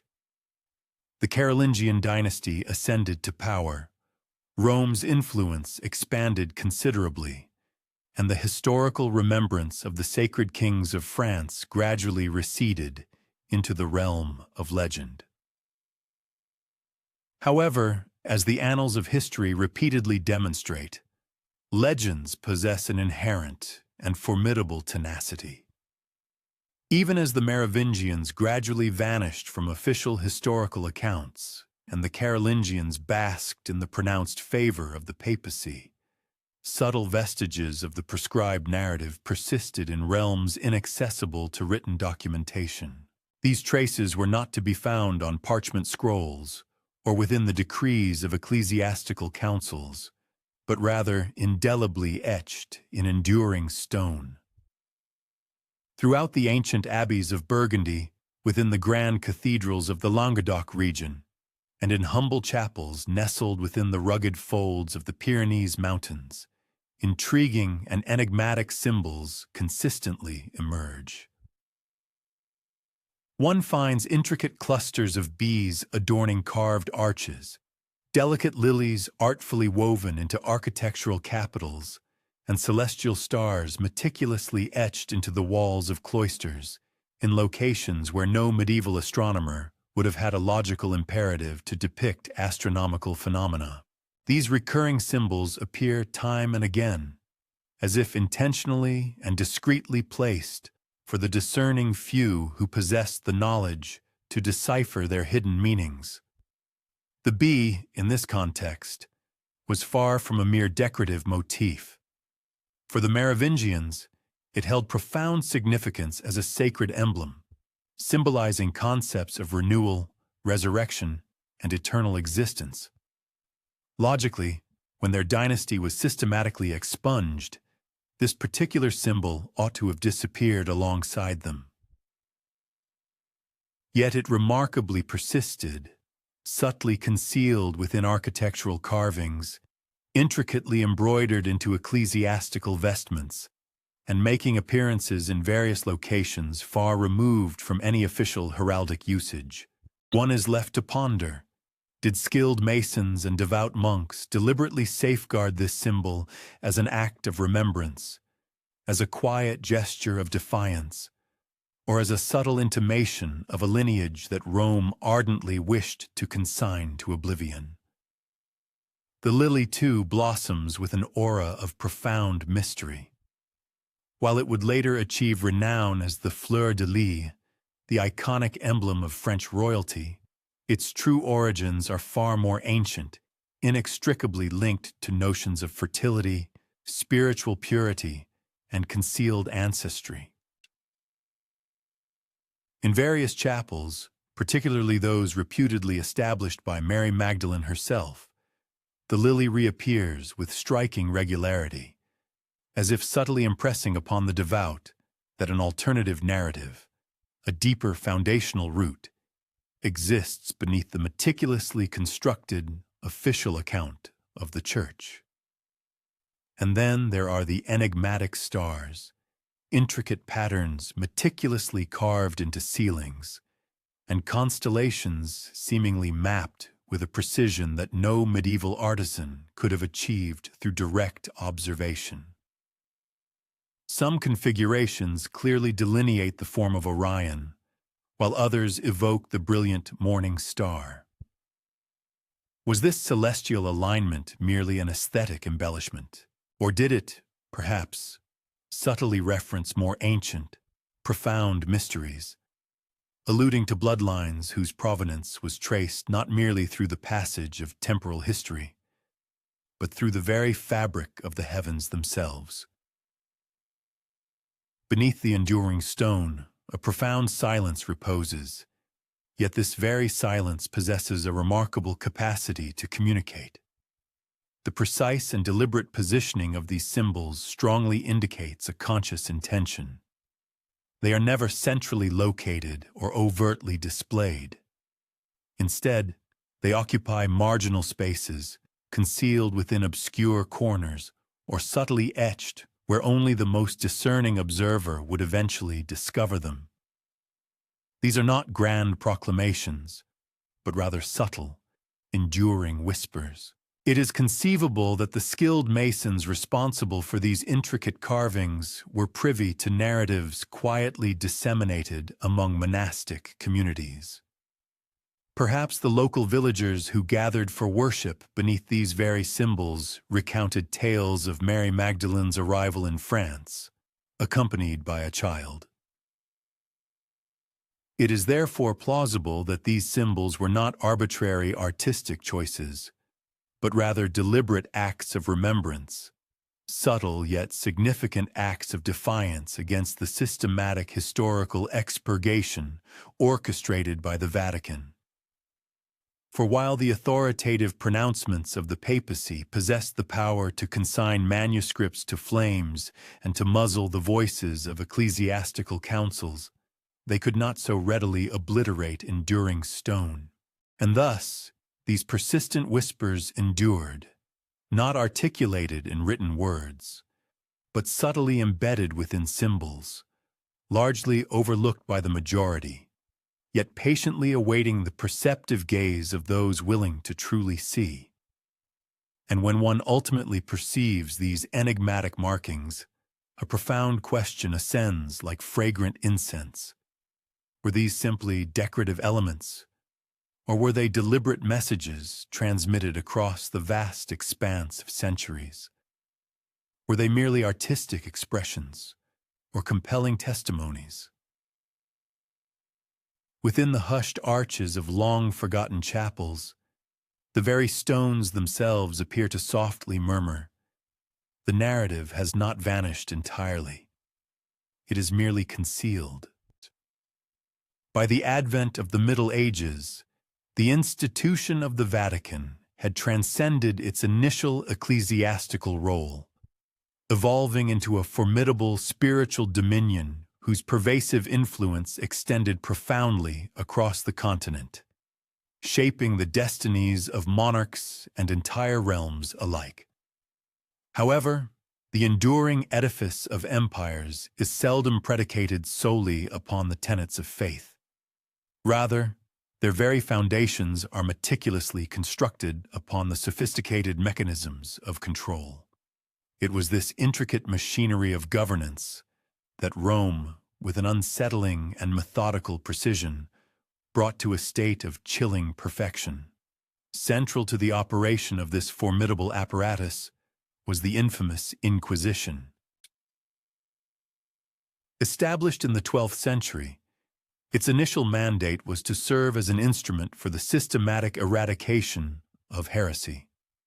Yet, the precise definition of what constituted heresy was not always a straightforward rejection of Christ.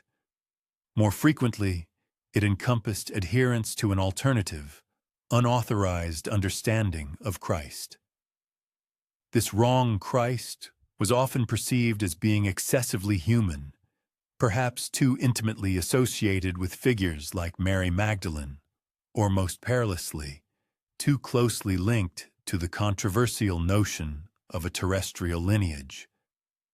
Inquisitors received rigorous training, not merely in theological doctrine, but also in the subtle yet brutal arts of interrogation. Their inquiries functioned as instruments far keener than any sword, meticulously crafted to cleave confessions from the most resolute silence. Individuals suspected of possessing prescribed texts or disseminating dangerous whispered legends found themselves forcibly brought before tribunals illuminated by the flickering, ominous glow of torches. Their fate was determined not by a jury of their peers, but by the relentless, impersonal processes of Rome's own formidable machinery. Should they refuse to confess, the consuming flames of the pyre would ultimately achieve what their obstinate silence could not. A proliferation of decrees and papal bulls ensued, each successive pronouncement drawing the restrictive cord of orthodoxy tighter around the faithful. Entire communities were summarily condemned for their unwavering adherence to clandestine teachings. A stark example of this punitive zeal was the Cathar population of southern France, who were unequivocally branded as heretics and subsequently annihilated during the brutal Albigensian Crusade. Officially, Their transgression was cited as their espousal of dualist theology. Nevertheless, concealed within the formal charges were hushed allusions to a mysterious book of love, a purportedly lost gospel rumored to contain truths deemed far too perilous for the Roman Church to countenance. These truths, it was suggested, might have been intrinsically connected to the very bloodline of Christ. One might ponder the intense ferocity of these actions, the wholesale burning of villages, the indiscriminate slaughter of thousands, the systematic erasure of entire cultural identities. If these legends were nothing more than mere fanciful fabrications, if the notion of a bloodline amounted to no more than an idle rumor, why then would such an immense expenditure of power be deemed necessary to silence it? The profound answer may well reside in an overarching climate of fear. For an ecclesiastical institution whose very foundation rested upon the singular, unparalleled divinity of Christ, the mere proposition of direct heirs represented an existential poison. If indeed a child of Christ had survived, then the ultimate divine authority might not be vested within the venerable walls of the Vatican, but rather within living, breathing individuals, moving surreptitiously through the annals of history across the centuries. Such a revelation would not merely challenge Rome's established authority, it would unequivocally shatter it into fragments. Consequently, the intricate machinery of suppression continued its relentless operation.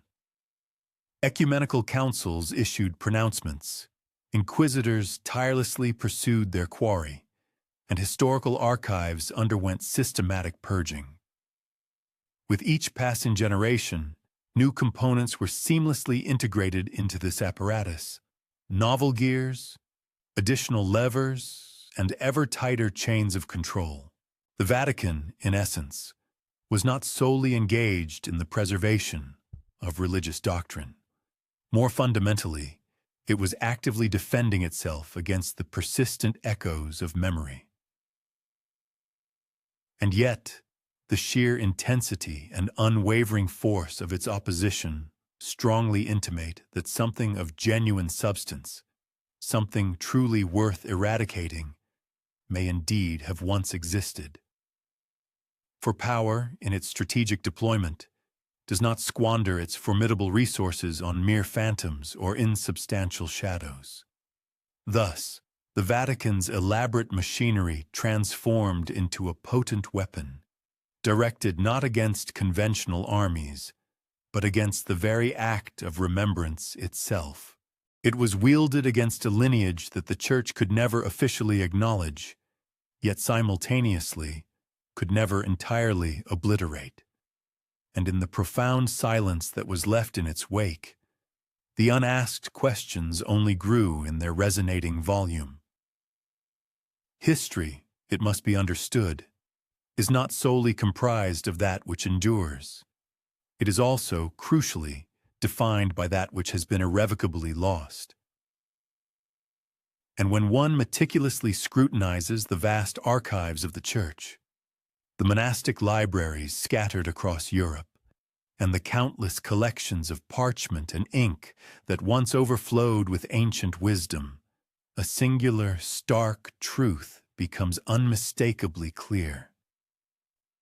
An immeasurable quantity of historical material has simply vanished. Some of these losses were attributable to the indifferent forces of nature. Devastating fires frequently swept through ancient abbeys, leaving behind only ash where once towering shelves of invaluable wisdom had stood. The insidious, damp, rotted, delicate vellum, while voracious insects gnawed relentlessly at fragile, ancient pages. Time itself, in its inexorable march, ultimately claimed what human efforts alone could not indefinitely preserve. However, other losses bear the unmistakable imprint of deliberate human agency. These were selective, purposeful, and demonstrably premeditated choices.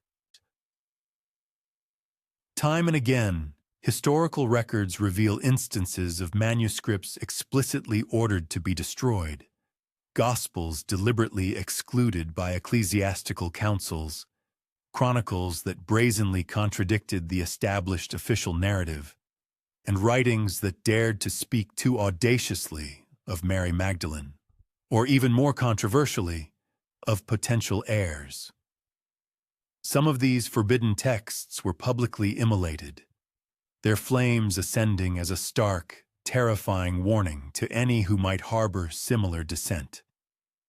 Others disappeared with quiet stealth, systematically removed from library catalogs, leaving behind only faint whispers and obscure footnotes to attest to their ephemeral existence. Consider, for instance, the Vatican's own formidable archives. Deep within the ancient heart of Rome lie miles upon miles of meticulously shelved documents, zealously guarded for centuries. Access to this unparalleled repository of knowledge is granted only to a select, privileged few. Scholars fortunate enough to have even briefly glimpsed its labyrinthine catalogs speak of numerous missing volumes, perplexing gaps in numerical sequencing, and titles ominously struck through with stark red ink. One is left to ponder, were these invaluable records lost by sheer accident, or were they deliberately silenced, their contents deemed far too dangerous to be allowed to survive? Furthermore, one might reflect upon the enigmatic fate of the Cathar texts. When the formidable fortress of Montségur finally succumbed in 1244, legend recounts that a small, determined band of faithful believers managed to smuggle out a great and precious treasure. Some speculate this treasure was literal gold, while others contend it was a sacred book, perhaps even a manuscript that unequivocally linked Christ to a clandestine lineage. Whatever its true nature, it mysteriously never resurfaced, almost as if the very earth itself had opened to swallow and protect it from the destructive fires of Rome. And then there are the scattered, tantalizing hints, references in ancient letters to gospels we no longer possess, mentions of obscure traditions that abruptly cease to appear after a particular century.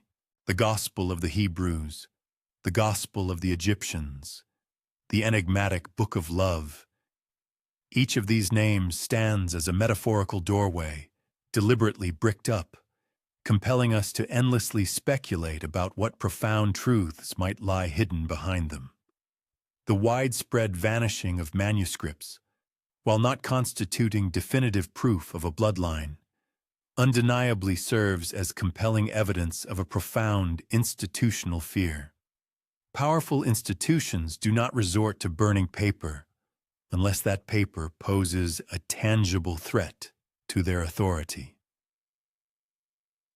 They do not meticulously erase records unless those records contain information they simply cannot afford to permit to stand unchallenged. And so, we are left to contend with a profound silence where there should be resonant words, an unsettling absence where a continuous history ought to exist, and inexplicable gaps where there should be seamless continuity of knowledge. Yet even in the face of such profound loss, the human capacity for memory perseveres. Legends proliferated around these missing texts, almost as if the very act of their erasure served to amplify their brilliance and significance within the collective imagination.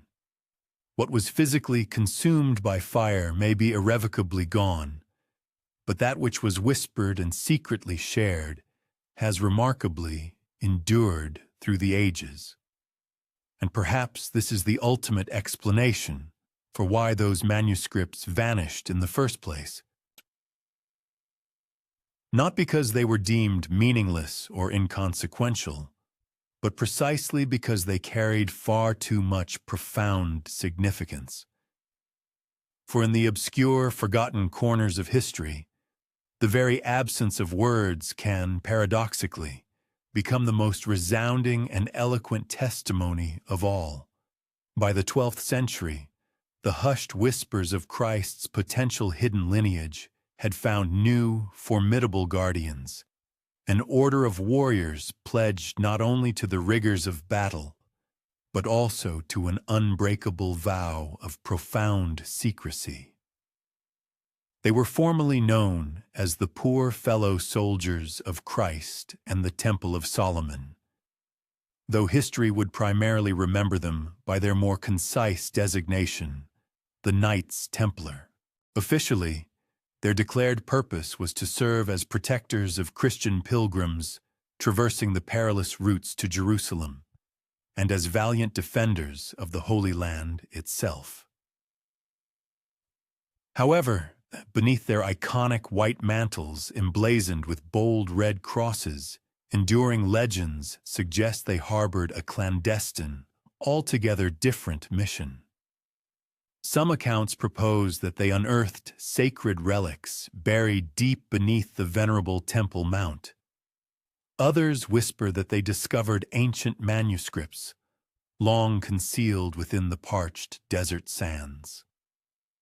These were treasures, it is claimed, not of gleaming gold, but of profound, esoteric knowledge. What exact nature did this extraordinary knowledge possess? Rumors persist of ancient scrolls that unveiled a more intensely human aspect of Christ, providing evidence of a marriage, of legitimate heirs, and of a bloodline that the Church had tirelessly sought to obliterate.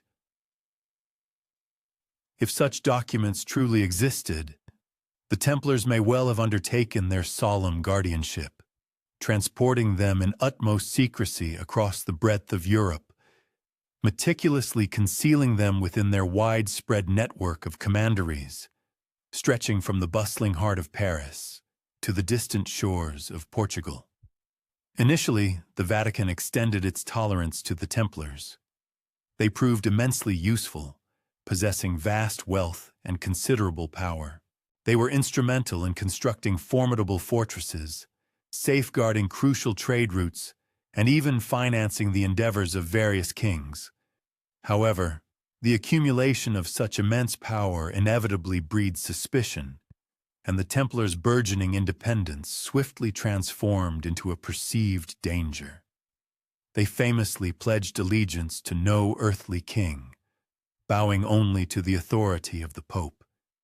Yet even this singular allegiance began to fray, becoming increasingly uneasy and fraught with tension. By the early 1300s, insidious rumors of heresy began to swirl ominously around the order. Whispers spoke of strange, secretive rituals, of hidden initiations, and grave accusations emerged of idol worship, of spitting upon the sacred cross, and of unspeakable secrets deemed too dark and blasphemous to utter aloud. Officially, these damning charges provided the necessary justification for their brutal suppression. But perhaps the underlying truth was fundamentally different. Perhaps the Templars' gravest transgression was not heresy in the conventional sense, but rather their possession of a secret so explosive that Rome could simply not permit it to ever surface. On the fateful Friday, the 13th of October, 1307, the relentless machinery of erasure was once again dramatically unleashed. Templars across France were arrested en masse at dawn, their immense wealth immediately seized, and their high-ranking leaders subjected to horrific torture until they yielded coerced confessions. At the execution stake, Grandmaster Jacques de Molay met his fiery end in the consuming flames, yet with an unwavering defiance on his lips. Some accounts claim he uttered a powerful curse upon the Pope and the king who had condemned him. Others maintain that he carried his profound secret silently into the inferno, choosing to let it perish with him. What then became of the Templars' purported hidden knowledge? Some believe it was clandestinely smuggled away prior to the mass arrests, carried to safety by knights who managed to flee to the distant lands of Scotland, the secluded valleys of Switzerland, and the maritime kingdom of Portugal. In each of these regions, tantalizing legends of hidden treasures continue to persist. These are treasures, it is consistently suggested, not of mere coin or precious jewels, but of an invaluable, profound truth. Could it be that the Knights Templar indeed preserved tangible evidence of Christ's bloodline? Could their catastrophic downfall have been not merely a calculated political maneuver orchestrated by the French king, but an integral part of the Vatican's ongoing silent war against the very fabric of historical memory? The definitive answers to these questions may forever elude us. However, the remarkable persistence of these rumors, enduring for centuries after the Order's utter destruction, strongly suggests that the Templars carried far more than just their formidable swords. They carried elusive shadows, hushed whispers, and perhaps the fragmented remnants of a legacy deemed far too dangerous for the established Church to ever tolerate. And though their once powerful order was irrevocably shattered, their profound mystery lives on, extending like an intricate guiding thread through the complex labyrinth of history. When one encounters the word Grail, the immediate mental image for most is that of a sacred cup, a chalice famously believed to have collected the precious blood of Christ at the moment of his crucifixion. It is envisioned as a mystical vessel, ardently sought by valiant knights, purportedly hidden in ancient castles, and glowing with an ethereal light in countless legends. Yet, beneath this widely recognized and familiar imagery lies an alternative interpretation, one that possesses the power to fundamentally reshape the entire narrative. What if the Grail was, in its essence, never a physical cup at all? What if, instead, it represented a sacred bloodline? This compelling idea does not originate from fanciful speculation, but rather from the very structure of language itself.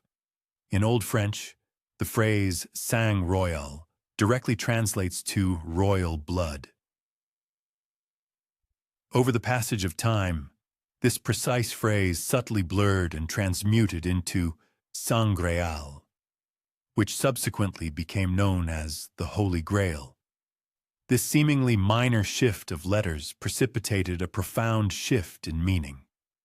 What began as a direct linguistic reference to blood, to a distinguished lineage, was gradually reimagined and reinterpreted as an intangible object of a heroic quest. The subtle transformation of a narrative, carefully orchestrated over centuries, served to conceal a profound truth, one deemed far too perilous to ever be uttered openly. Knights of yore embarked upon quests for the fabled Grail, their heroic endeavors immortalized in the captivating tales spun by troubadours and enshrined within the celebrated Arthurian romances that permeated medieval Europe. These compelling narratives shimmered with layers of profound allegory, a sacred vessel, meticulously hidden, vigilantly guarded, and fiercely protected, or perhaps a venerable lineage, secretly preserved, yet strictly forbidden from public knowledge. Could it truly be that beneath the chivalric sagas of Percival and Galahad lay not mere fantasy, but resonant echoes of an underlying reality, that the legendary Grail was not, in fact, a hallowed relic from which one might drink, but rather a sacred family, urgently requiring protection and concealment? The intricate symbolism surrounding the Grail gains considerable depth when one contemplates the figure frequently associated with it. Mary Magdalene.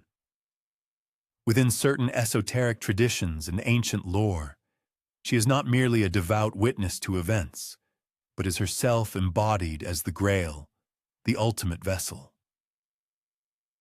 She is depicted as the living chalice who carried Christ's precious blood, not within an inanimate cup of stone or metal, but within the sanctified sanctuary of her own womb. The resultant child of Christ, born under a veil of profound secrecy, thus becomes the living Grail, a tangible legacy of flesh and blood, rather than a material treasure of gold or jewels. The ecclesiastical authority, the Church, assiduously promoted the interpretation of the Grail as a chalice, a simple, distant, and therefore safe relic. This version of the quest inspired fervent devotion among the faithful, but posed no discernible threat to established doctrine. Yet the alternative reading, envisioning the Grail as a sacred bloodline, presented a far more perilous challenge, for it implied that the profound legacy of Christ did not conclude with his crucifixion. Instead, it persisted, living on through descendants who might, even now, walk among ordinary humanity. Perhaps this underlying tension explains the remarkable proliferation of Grail legends during the 12th and 13th centuries, a historical period precisely coeval with the dramatic ascendance and subsequent catastrophic downfall of the Knights Templar. It is conceivable that these elaborate stories functioned as ingeniously coded methods for articulating truths that could not, under any circumstances, be spoken forthrightly or directly. Troubadours and lyrical poets, therefore, may have intricately woven profound secrets into their melodic verses, crafting songs that simultaneously entertained the vast populace, while subtly conveying clandestine whispers to those discerning few who possess the acumen to truly comprehend their hidden meanings.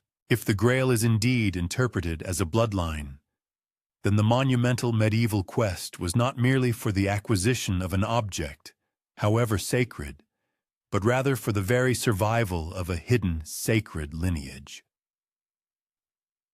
Consequently, the valiant knights who pursued this elusive prize were not, in essence, chasing an antique cup, but were instead diligently safeguarding living heirs. And the Grail, so frequently portrayed in lore as perpetually elusive, eternally enduring, and ultimately unattainable, might simply represent the continuous perpetuation of a vital legacy that the Vatican tirelessly labored to eradicate from history. Thus, the Grail persists, neither truly discovered nor definitively lost, but rather profoundly reimagined and reinterpreted. It stands as a story intricately embedded within a larger story, a profound secret concealed within an potent symbol, and perhaps within the resounding silence of the Church, steadfast refusal to acknowledge it. The Grail's true significance shines with its most brilliant clarity.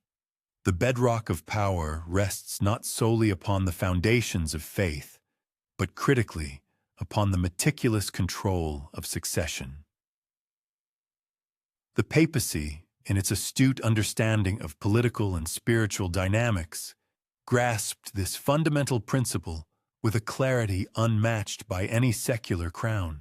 From its nascent centuries, the Church assiduously labored to ensure that divine authority flowed exclusively through a singular, controlled channel, through the venerable city of Rome, through the succession of its popes, and through a meticulously constructed hierarchy unbroken by any claims of familial or hereditary blood.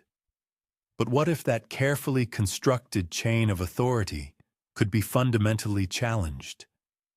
What if Christ had, indeed, left behind heirs, living descendants whose very bloodline posed an undeniable, potent challenge to the Vatican's absolute monopoly on spiritual truth. This terrifying possibility constituted the profound fear that haunted the hallowed corridors of the Lateran Palace and permeated the solemn councils convened within its magnificent marble halls. A Christ who had begotten children would inherently signify the existence of dynasties imbued with an undeniable sacred claim. Such a revelation would give rise to rival thrones, their legitimacy ordained not by papal blessing or ecclesiastical decree, but by the irrefutable power of lineage itself. In such a revolutionary scenario, kings might emerge, boldly proclaiming their direct descent from the ancient land of Galilee. Queens might ascend to power, wielding an authority rooted not in the ceremonial grandeur of coronation, but in the inherent sanctity of their blood. Within such a dramatically altered world, the Church's once unyielding grip on power would inevitably falter, its vast influence diminished to mere ritualistic observances rather than absolute rule. This was the unspoken terror, the profound and pervasive fear of succession. Historical chronicles offer compelling glimpses into this pervasive anxiety. For what other reason would the Vatican meticulously anoint kings of its own choosing, from Pepin the Short to Charlemagne, thereby binding these powerful monarchs to the absolute necessity of papal approval?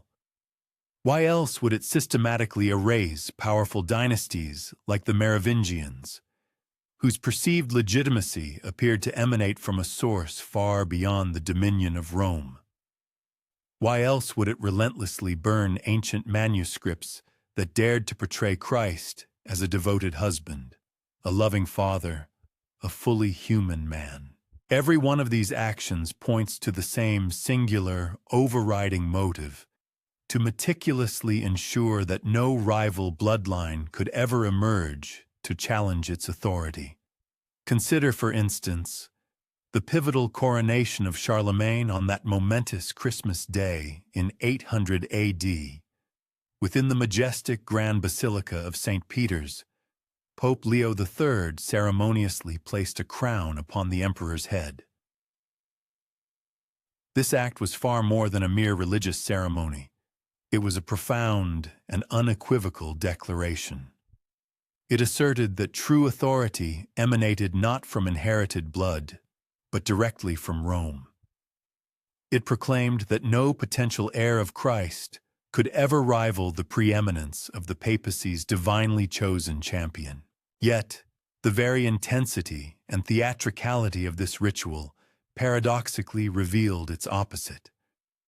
If the Vatican felt such an urgent need to display its power with such audacious boldness, it was precisely because the ominous shadow of another, forbidden succession loomed large. The persistent whispers of hidden heirs, of clandestine families, of sacred bloodlines that perpetually slipped beyond the Church's absolute grasp. The profound fear of succession thus elucidates the ferocious intensity of Rome's enduring silence on the matter. For succession fundamentally embodies the very essence of survival. To even countenance the mere possibility of Christ's lineage was to invite a future in which the Vatican would no longer stand as the sole gatekeeper of salvation. A future where popes would be merely one voice among many, and the true heirs of Christ would speak with the undeniable authority of their very flesh. And so, the Church deliberately chose war, a silent, relentless conflict, waged with unyielding determination across countless centuries. It was a war fought not with the clash of swords, but with systematic erasures, not with marching armies, but with binding decrees. And always, beneath the surface of this historical suppression, the same unsettling question flickered persistently, like a solitary candle in the encroaching darkness. If there was truly nothing to fear, why then was succession feared so intensely? Doctrine serves as the intricate scaffolding of the Church, a robust framework that meticulously supports the immense weight of belief, seamlessly binding millions of adherents into a singular faith, a unified voice, and a cohesive narrative. But what cataclysmic consequences would ensue if a solitary, inconvenient truth threatened to fundamentally fracture this entire meticulously constructed ecclesiastical edifice? For the Vatican, the mere contemplation of Christ's bloodline was not simply an inconvenient theological problem. It was an existential catastrophe of immeasurable proportions. Established doctrine unequivocally declared Christ as both fully divine and fully human, yet explicitly without earthly heirs. His supreme sacrifice upon the cross was meticulously framed as the ultimate, unrepeatable, and singular offering, serving as the sole gateway to eternal salvation. If he had indeed begotten children, that sacred singularity would be irrevocably fractured. Salvation, consequently, would no longer rest solely upon faith in the Church's mediation. It might instead depend upon tangible flesh and blood, upon living descendants who inherently embodied both profound humanity and divine essence. One can scarcely begin to imagine the far-reaching implications. The Eucharist, with its solemn promise of Christ's actual body and blood, would be reduced to a purely symbolic act. For his true body, his actual blood, might still flow vibrantly within human veins. The Church's sacred sacraments would no longer possess exclusive singular power. Authority could potentially be transmitted through familial lineage rather than through the consecrated priesthood, through the accident of birth rather than through solemn papal ordination. This was the profound and terrifying threat that the very existence of heirs would utterly dismantle centuries of meticulously developed theology. Every sacred creed, every catechism, every declaration of faith would tremble precariously on the brink of collapse. The Vatican's absolute authority as the sole mediator between an omnipotent God and fallible humankind would be fundamentally called into question, perhaps even rendered obsolete. Why, indeed, would anyone continue to kneel in supplication to Rome if they could instead offer their reverence directly to Christ's own living descendants? Consequently, the established doctrine hardened into an unyielding dogma. Ecumenical councils emphatically declared Christ's divinity as absolute and his humanity as entirely untethered from any familial ties. Mary Magdalene was systematically diminished, her historical image reshaped into that of a repentant sinner rather than a revered partner. Alternative gospels, which dared to present a different narrative, were branded as heretical, their words ruthlessly silenced in hidden caves and consumed by destructive flames. Each such decree served as a desperate defense, not merely of abstract belief, but of the very survival of the institution. And yet, ironically, silence frequently betrays its own profound secrets. For why did the Church feel such an overwhelming compulsion to defend so vehemently against an idea it adamantly insisted never existed in the first place? What motivated the brutal violence of the Inquisitions, the fervent zeal of suppression, and the ceaseless rewriting of historical accounts? Some might persuasively argue that doctrine becomes fragile only when it harbors an inherent fear of contradiction, that the most vehement denials often serve to conceal the deepest and most unsettling anxieties. The threat posed to doctrine was not merely an academic theological dispute. It was an existential crisis of unprecedented magnitude. To admit the possibility of a bloodline was to irrevocably unravel the intricate tapestry of authority and belief that Rome had painstakingly woven across countless centuries. To accept the existence of heirs was to concede that Christ's profound legacy was not securely locked away in a distant heaven, but was, in fact, vibrantly alive on earth. And if that legacy was indeed alive, then the Church's unique role as the exclusive guardian of salvation was no longer unparalleled. It was rivaled. It was, in essence, entirely replaceable. No wonder, then, that the Vatican fought with a ferocity as though its very existence depended upon this systematic erasure, for in a very real and profound sense it did. Wars are conventionally measured by the scale of their battles, by the grandeur of unfurled banners, and by fields tragically stained with the grim hues of steel and blood. But the Church's most significant war was waged in an entirely different manner. It was fought not with vast armies, but with a pervasive silence, not through overt conquest, but through calculated omission. This was the Quiet War, a multi-century campaign of relentless suppression, a systematic erasure subtly woven into the very fabric of recorded history. It commenced with ecclesiastical councils that meticulously selected which gospels would endure for posterity and which would irrevocably vanish into the dust of forgotten antiquity. It persisted through the brutal inquisitions that burned alleged heretics for merely whispering forbidden stories. It was further sustained by papal bulls that condemned entire spiritual movements, by archives meticulously cleansed of inconvenient manuscripts, and by the systematic erasure of entire dynasties from collective memory. Unlike the thunderous clashes of swords, this quiet war left no visible battlefields. Instead, it left behind profound gaps, blank spaces within ancient chronicles where significant names should have been recorded, resonant silences within venerable libraries where vital books once rested, tombs left deliberately unmarked, as though the very dead themselves were denied the dignity of remembrance.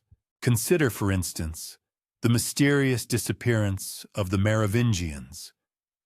They were not merely dethroned, but were systematically dissolved from all historical records, their existence almost entirely expunged.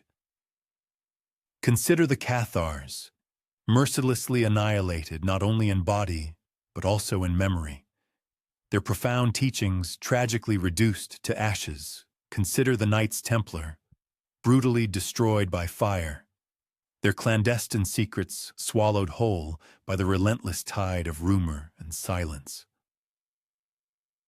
Every single one of these actions formed an integral part of the same overarching campaign, meticulously designed to ensure that no discernible trace of Christ's alleged lineage could ever survive in the light of day.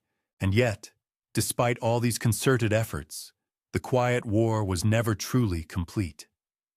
For silence, potent though it may be, is never truly absolute. Whispers persistently endure where loud proclamations inevitably fall. Legends subtly slip through the myriad cracks of memory. Symbols intricately carved into ancient cloisters far outlast temporary decrees, and sometimes, paradoxically, that which is most rigorously erased only shines brighter in its profound absence. The Vatican's clandestine campaign against a particular notion paradoxically illuminates its own internal conflict. By relentlessly striving to eradicate any possibility of a sacred bloodline, it inadvertently nurtured the lingering doubt.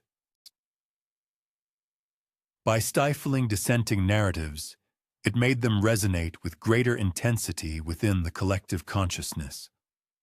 By obliterating historical accounts, It transformed them into enigmatic puzzles, perpetually awaiting discovery. Perhaps this constitutes the most profound paradox of all. In its zealous endeavor to quash the concept of Christ's lineal descendants, the Church guaranteed the perpetual endurance of the query. For the very act of suppression served as a telling clue. Obliteration itself offered a compelling narrative. This quiet war lays claim to no definitive triumph.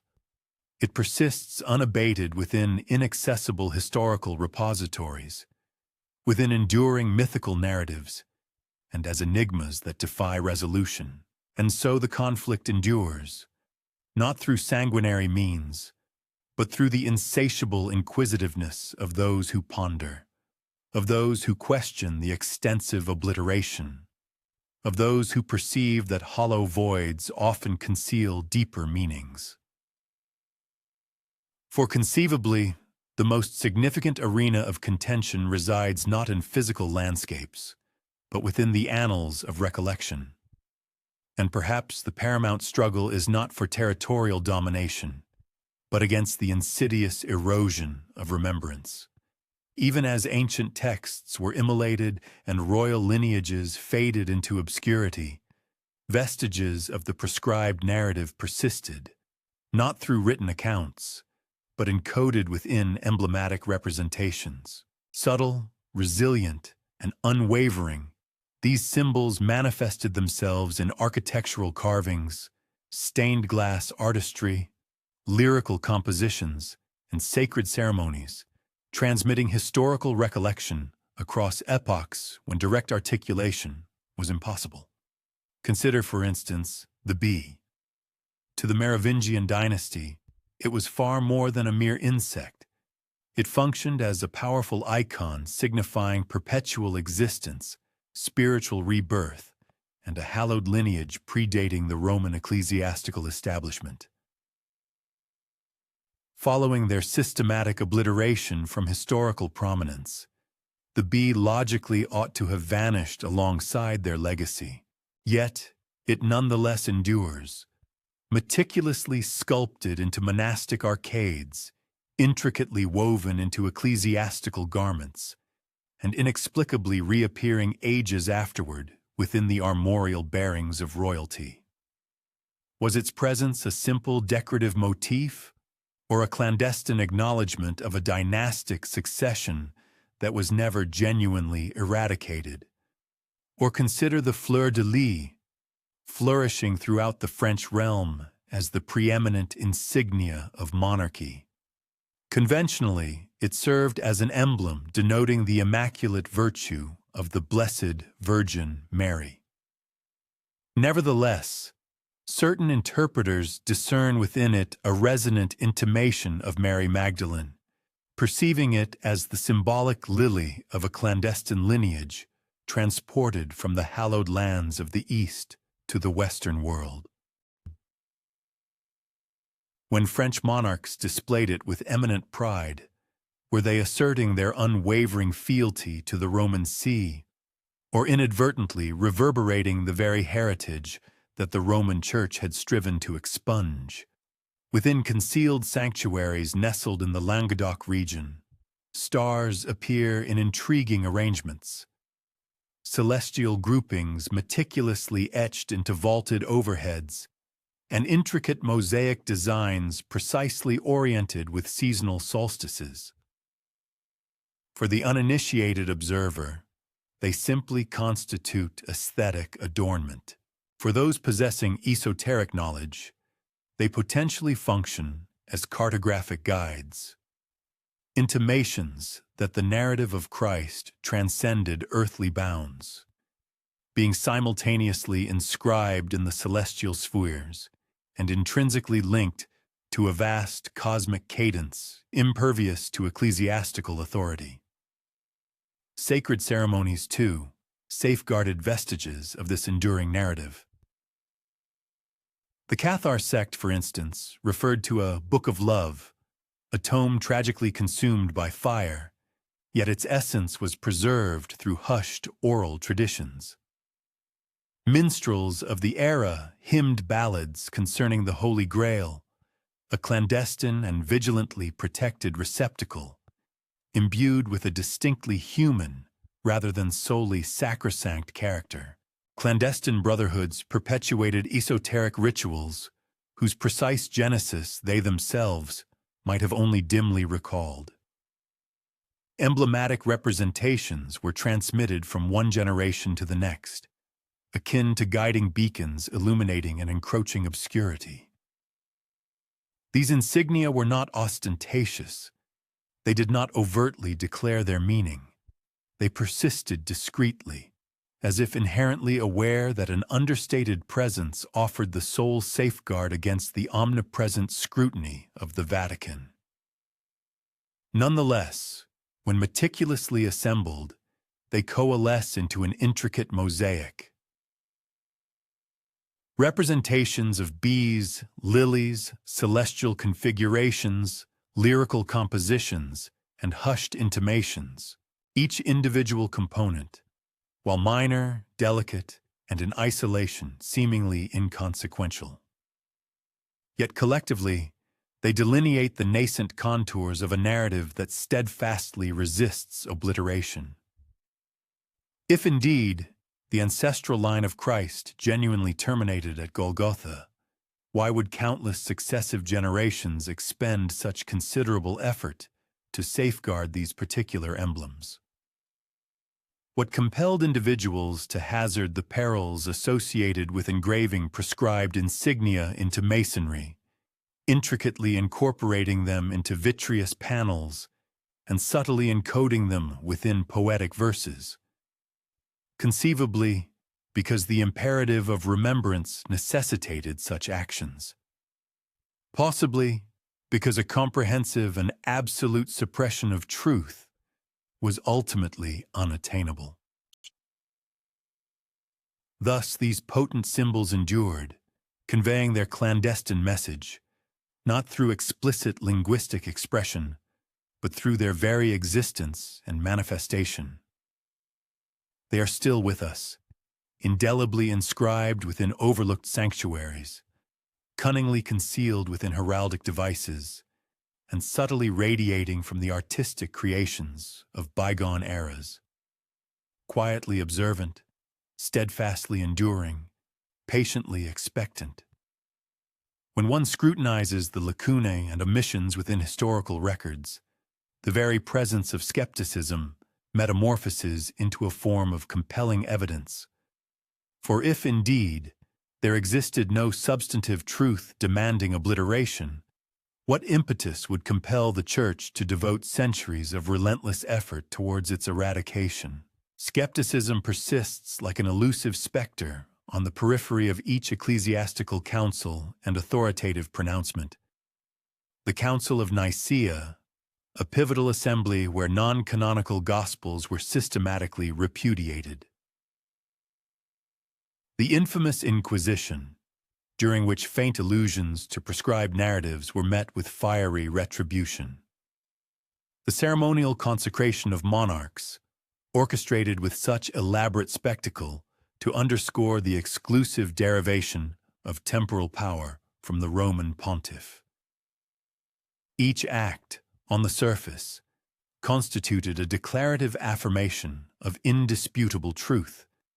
Yet, beneath this veneer of unwavering conviction, a nascent flicker of uncertainty undeniably manifested.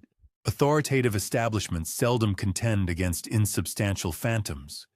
Rather, they invariably combat tangible menaces.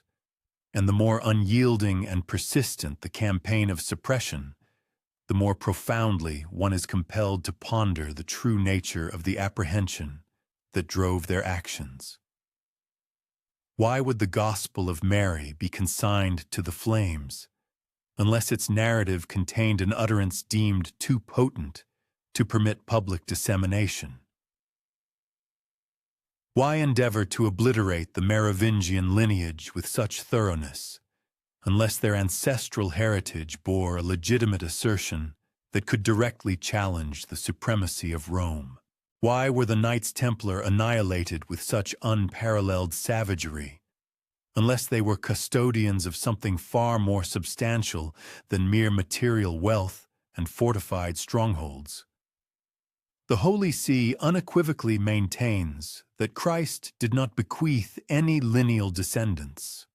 Nevertheless, the fervor with which this assertion is denied has consistently resonated with greater intensity than the initial query itself.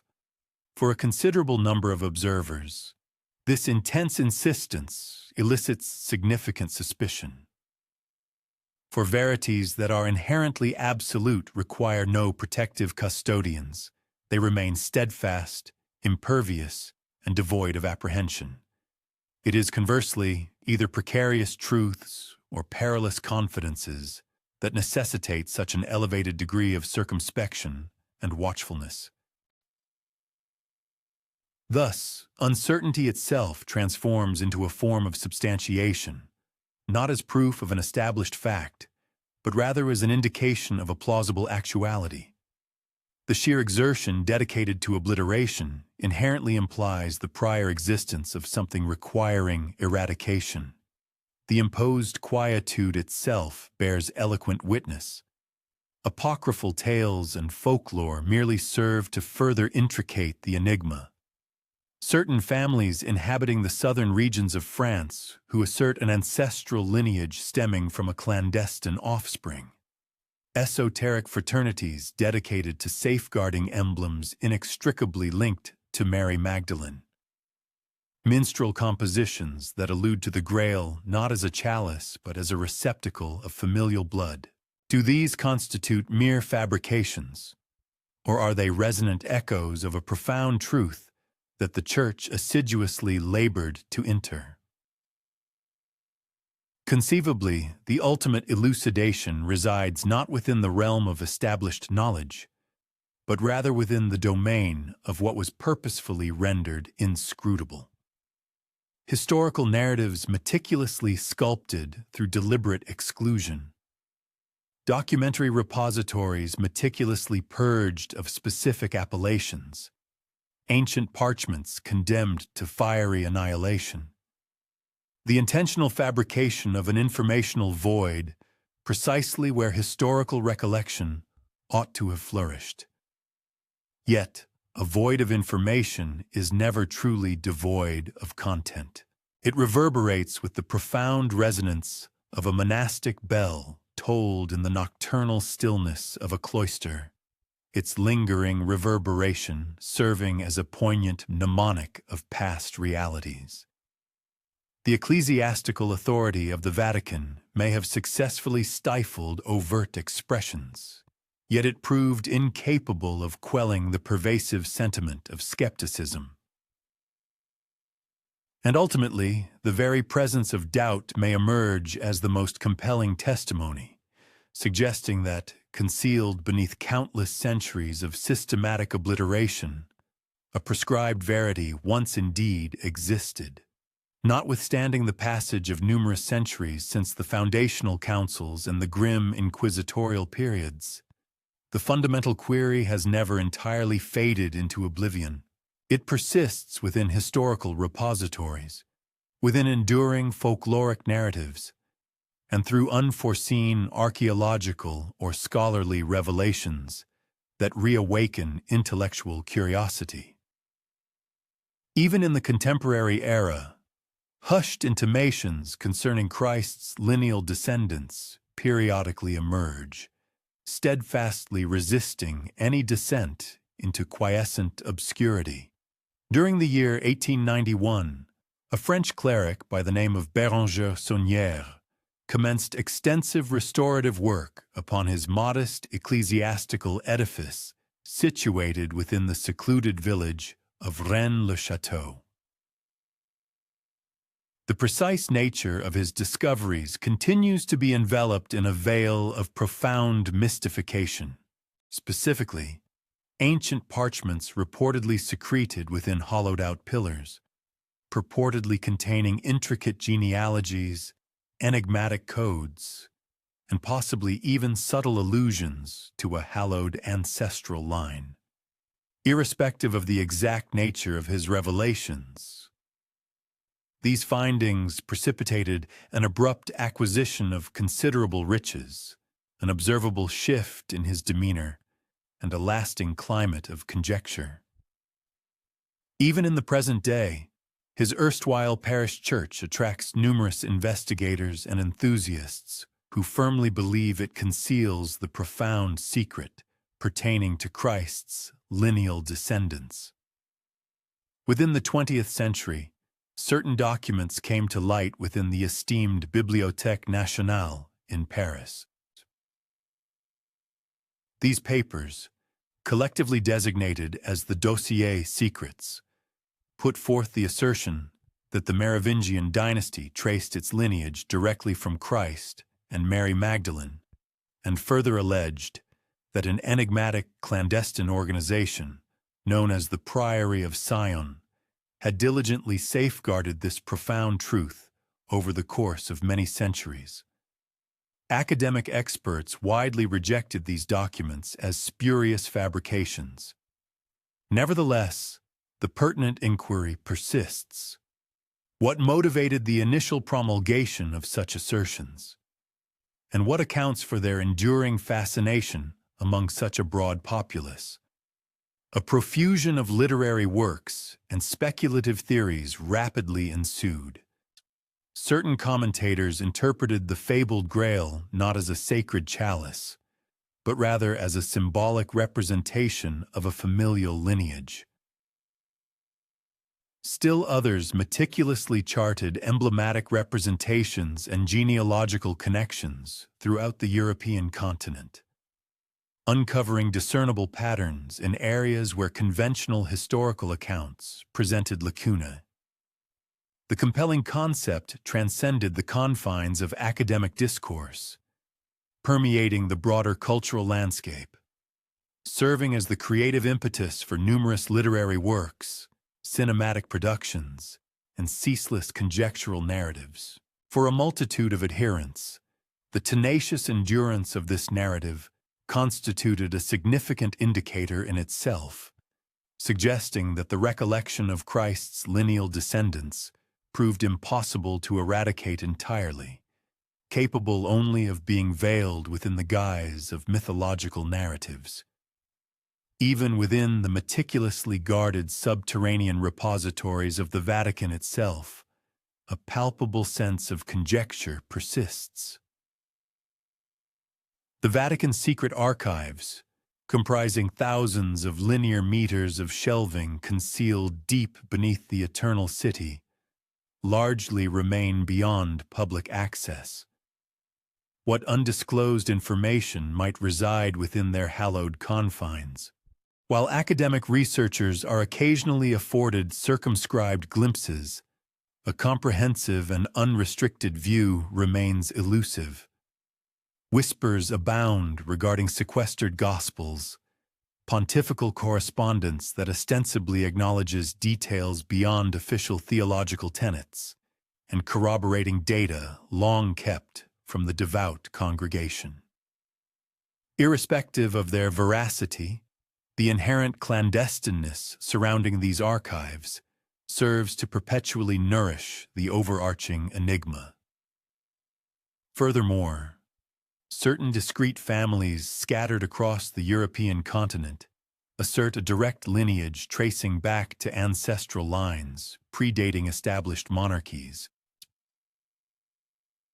While their genealogical records are often intricate and shrouded in obscurity, some members steadfastly maintain that their very blood harbors a sacred genetic thread, an inherited legacy meticulously transmitted since Mary Magdalene's fabled journey across the Mediterranean Sea with an infant. While such assertions are inherently beyond empirical verification, they are simultaneously impossible to entirely disregard or refute definitively. The contemporary global society justifiably prides itself upon its reliance on empirical evidence, scientific methodology, and demonstrably verifiable facts. Nevertheless, even within this era characterized by rational inquiry, the compelling narrative persists. Conceivably, because acts of obliteration invariably leave behind discernible vestiges. Possibly, because the absence of overt information constitutes its own eloquent form of witness. Or perhaps, fundamentally, because the human spirit inherently yearns to embrace the notion that Christ's profound legacy did not conclude upon a solitary hill in Jerusalem, but rather perpetually endures, concealed, delicate, yet unbroken within the vibrant bloodlines of his purported progeny. Thus, the hushed intimations and speculative narratives persistently reverberate, manifesting themselves in ancient parchments and contemporary documents, in fictional literature and cinematic productions, and even within sacred edifices where visitors often genuflect, motivated not solely by religious devotion, but also by an insatiable fascination with the enigmatic. The relentless campaign waged by the Vatican may have successfully interred a particular narrative for a time. Yet in the contemporary era, the subtle murmurings of this ancient tale are once again beginning to resurface and gain momentum. Through countless epochs of systematic suppression, enduring the scorching heat of persecution and the chilling grip of enforced silence, a singular, compelling concept steadfastly refuses to vanish. The profound notion that the sacred lineage of Christ's blood continues its silent, imperceptible flow through the living veins of individuals in the present day. This extraordinary connection is often depicted as a strand, as exquisitely fine and delicate as a spider's filament. Yet it possesses an inherent robustness and tenacity sufficient to span across the vast chasm of millennia, persistently defying attempts to sever it. Some historical accounts and esoteric traditions suggest that this hallowed lineage initially threaded its way through the illustrious Merovingian dynasty, gradually receding into profound obscurity and historical anonymity after the direct line of Dagobert was ruthlessly eradicated from power and memory. Conversely, other proponents of this theory posit that the lineage persevered by meticulously passing through less prominent and widely recognized families, carefully concealed beneath an array of assumed appellations, and vigilantly safeguarded by an intricate web of secrecy. This clandestine thread, they argue, became intrinsically woven into the very tapestry of Europe's dynastic and marital alliances, becoming deeply entangled with its power structures, yet remarkably, it was never definitively broken. Ancient legends deeply rooted in the sun-drenched regions of southern France assert, with unwavering conviction, that Mary Magdalene, after the crucifixion, embarked upon a perilous sea voyage with her child, ultimately establishing a distinguished lineage within the fertile valleys of Provence. The Cathars, a persecuted Christian sect before their brutal annihilation, were reputedly known to venerate a hidden gospel, intimately linked to this very legacy. Furthermore, the Knights Templar, who faced accusations of profound heresy and subsequently suffered a dramatic downfall, may have clandestinely safeguarded tangible proof of this controversial bloodline. Each elusive clue, every fragmented piece of evidence unearthed, consistently points not towards an ultimate extinction of this lineage, but rather towards its remarkable and enduring survival. Certain enduring symbols persist as enigmatic markers of this continuous thread.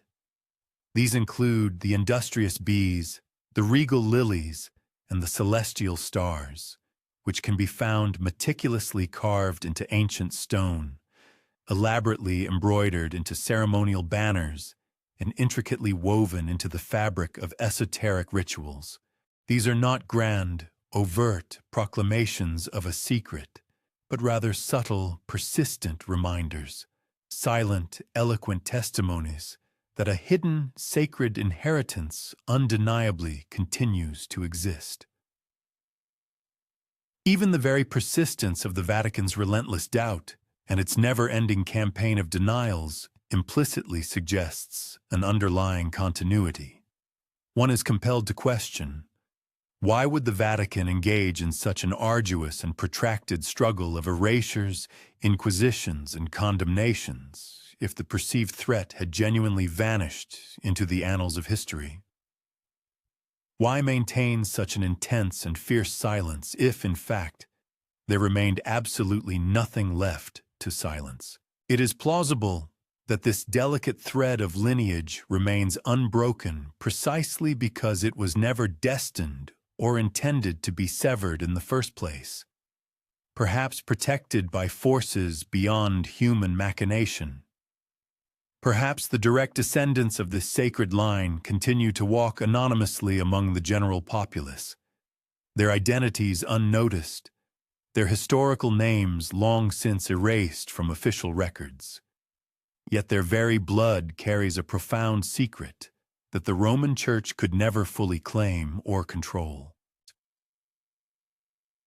If this extraordinary hypothesis holds true, then the most significant and profound story is not one meticulously inscribed in historical chronicles or majestically carved into enduring stone monuments, but rather one inherently carried within the living human body, breathing in every inhalation, pulsating in every heartbeat of those who bear this hidden, monumental legacy.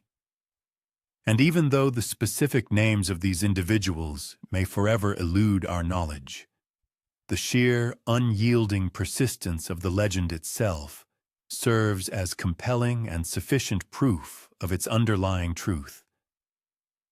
A profound truth, it is often said, does not continue to haunt the corridors of history unless it maintains an active, living presence in the present. This unbroken thread, though it largely remains invisible to the casual observer, nevertheless intricately binds the distant past to the unfolding present.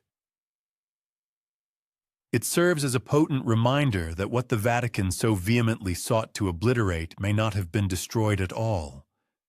Rather, it was merely concealed, patiently awaiting those discerning few who are truly willing to perceive its existence. And if this astonishing narrative is indeed accurate, then the story of Christ is far from concluded. It continues its journey still, shrouded in secrecy, veiled in shadow, and enshrouded in a profound silence. Every narrative, by its very nature, is expected to reach a definitive conclusion. And yet, some so-called endings are not, in their truest sense, endings at all. They manifest as silences, soft, deliberate, and inherently unfinished, leaving room for continued speculation and discovery. The compelling tale of Christ's supposed bloodline unequivocally belongs to the realm of such profound silences. The Vatican's protracted war against collective memory was nothing short of relentless in its execution. Ecumenical councils systematically cast out and condemned numerous gospels. The terrifying inquisitions brutally silenced countless heretics. Powerful dynasties were summarily dethroned and dismantled. Invaluable manuscripts mysteriously vanished without a trace. Sacred symbols were painstakingly hidden within the very fabric of stone architecture. And yet, for all this immense and concentrated effort, the fundamental question persists with an unsettling tenacity, not vanquished, not extinguished, merely interred, merely hushed into submission.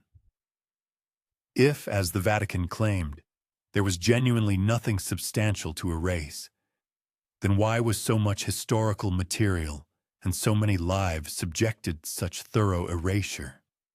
If there was truly nothing to fear, Why then did centuries of such pervasive and institutionalized fear permeate the very fabric of society? These profound questions ascend, much like the ethereal tendrils of incense smoke, within the forgotten chapels of history, lingering palpably in the air long after the last prayers have faded into oblivion. Perhaps the very silence itself constitutes the most compelling testimony, for silence, in its own enigmatic way, speaks volumes. It subtly communicates to us that something momentous once stirred, something so significant that it imperatively demanded systematic suppression. It tells us that the delicate threads of memory could not be left to the vagaries of chance or natural preservation. They had to be meticulously managed, rigidly controlled, and ultimately thoroughly erased. And still, the whispers persist with an unwavering resilience. They echo in the quaint villages of southern France, where humble shrines dedicated to Mary Magdalene glow warmly with the soft light of countless candles. They resonate amidst the haunting ruins of Montségur, where legends of a hidden, sacred treasure steadfastly refuse to die. They are woven into the enigmatic tales of the Knights Templar, who may have carried forbidden knowledge into their forced exile, and they are subtly imprinted in the fleur-de-lis, the bees, and the stars that continue to mark the ancient stones of Europe like faint, yet unmistakable signatures of enduring defiance. The Vatican's prolonged and arduous war may have effectively silenced countless direct voices, but it demonstrably failed to quell the human imagination. And imagination, once powerfully stirred and ignited, invariably transforms into its own unique and potent form of truth. For whether the bloodline definitively exists or not, the very undeniable fact that it was so profoundly feared by such a powerful institution is, in itself, sufficient to ensure its perpetual existence within the realm of legend and myth. So, as this intellectual journey concludes tonight, let the profound silence linger. Let this silence settle heavily upon us, like the immense, cumulative weight of centuries pressing down, bearing witness to untold stories. And within that profound silence, one is compelled to ponder: did the Church ultimately succeed in its relentless war against this narrative? Or did it, paradoxically, fail in its grand objective? Did the Church manage to permanently bury the elusive bloodline? Or did its very efforts merely serve to make it stronger, more enduring, by inadvertently driving it deeper into the protective embrace of legend? The conclusive answer to these deep questions will not be discovered within dusty archives, nor within the hallowed halls of grand cathedrals, nor in official proclamations issued by authority. It will be found only in the quiet, unassuming places, in the persistent whispers that steadfastly refuse to fade into oblivion, in the elusive shadows where the breath of memory still gently stirs.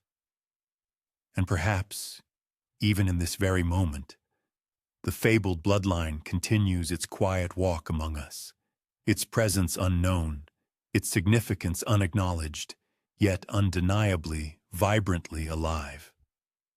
The Church's silent war may indeed have succeeded in burying a profound truth, but the very silence it created, ironically, continues to speak volumes.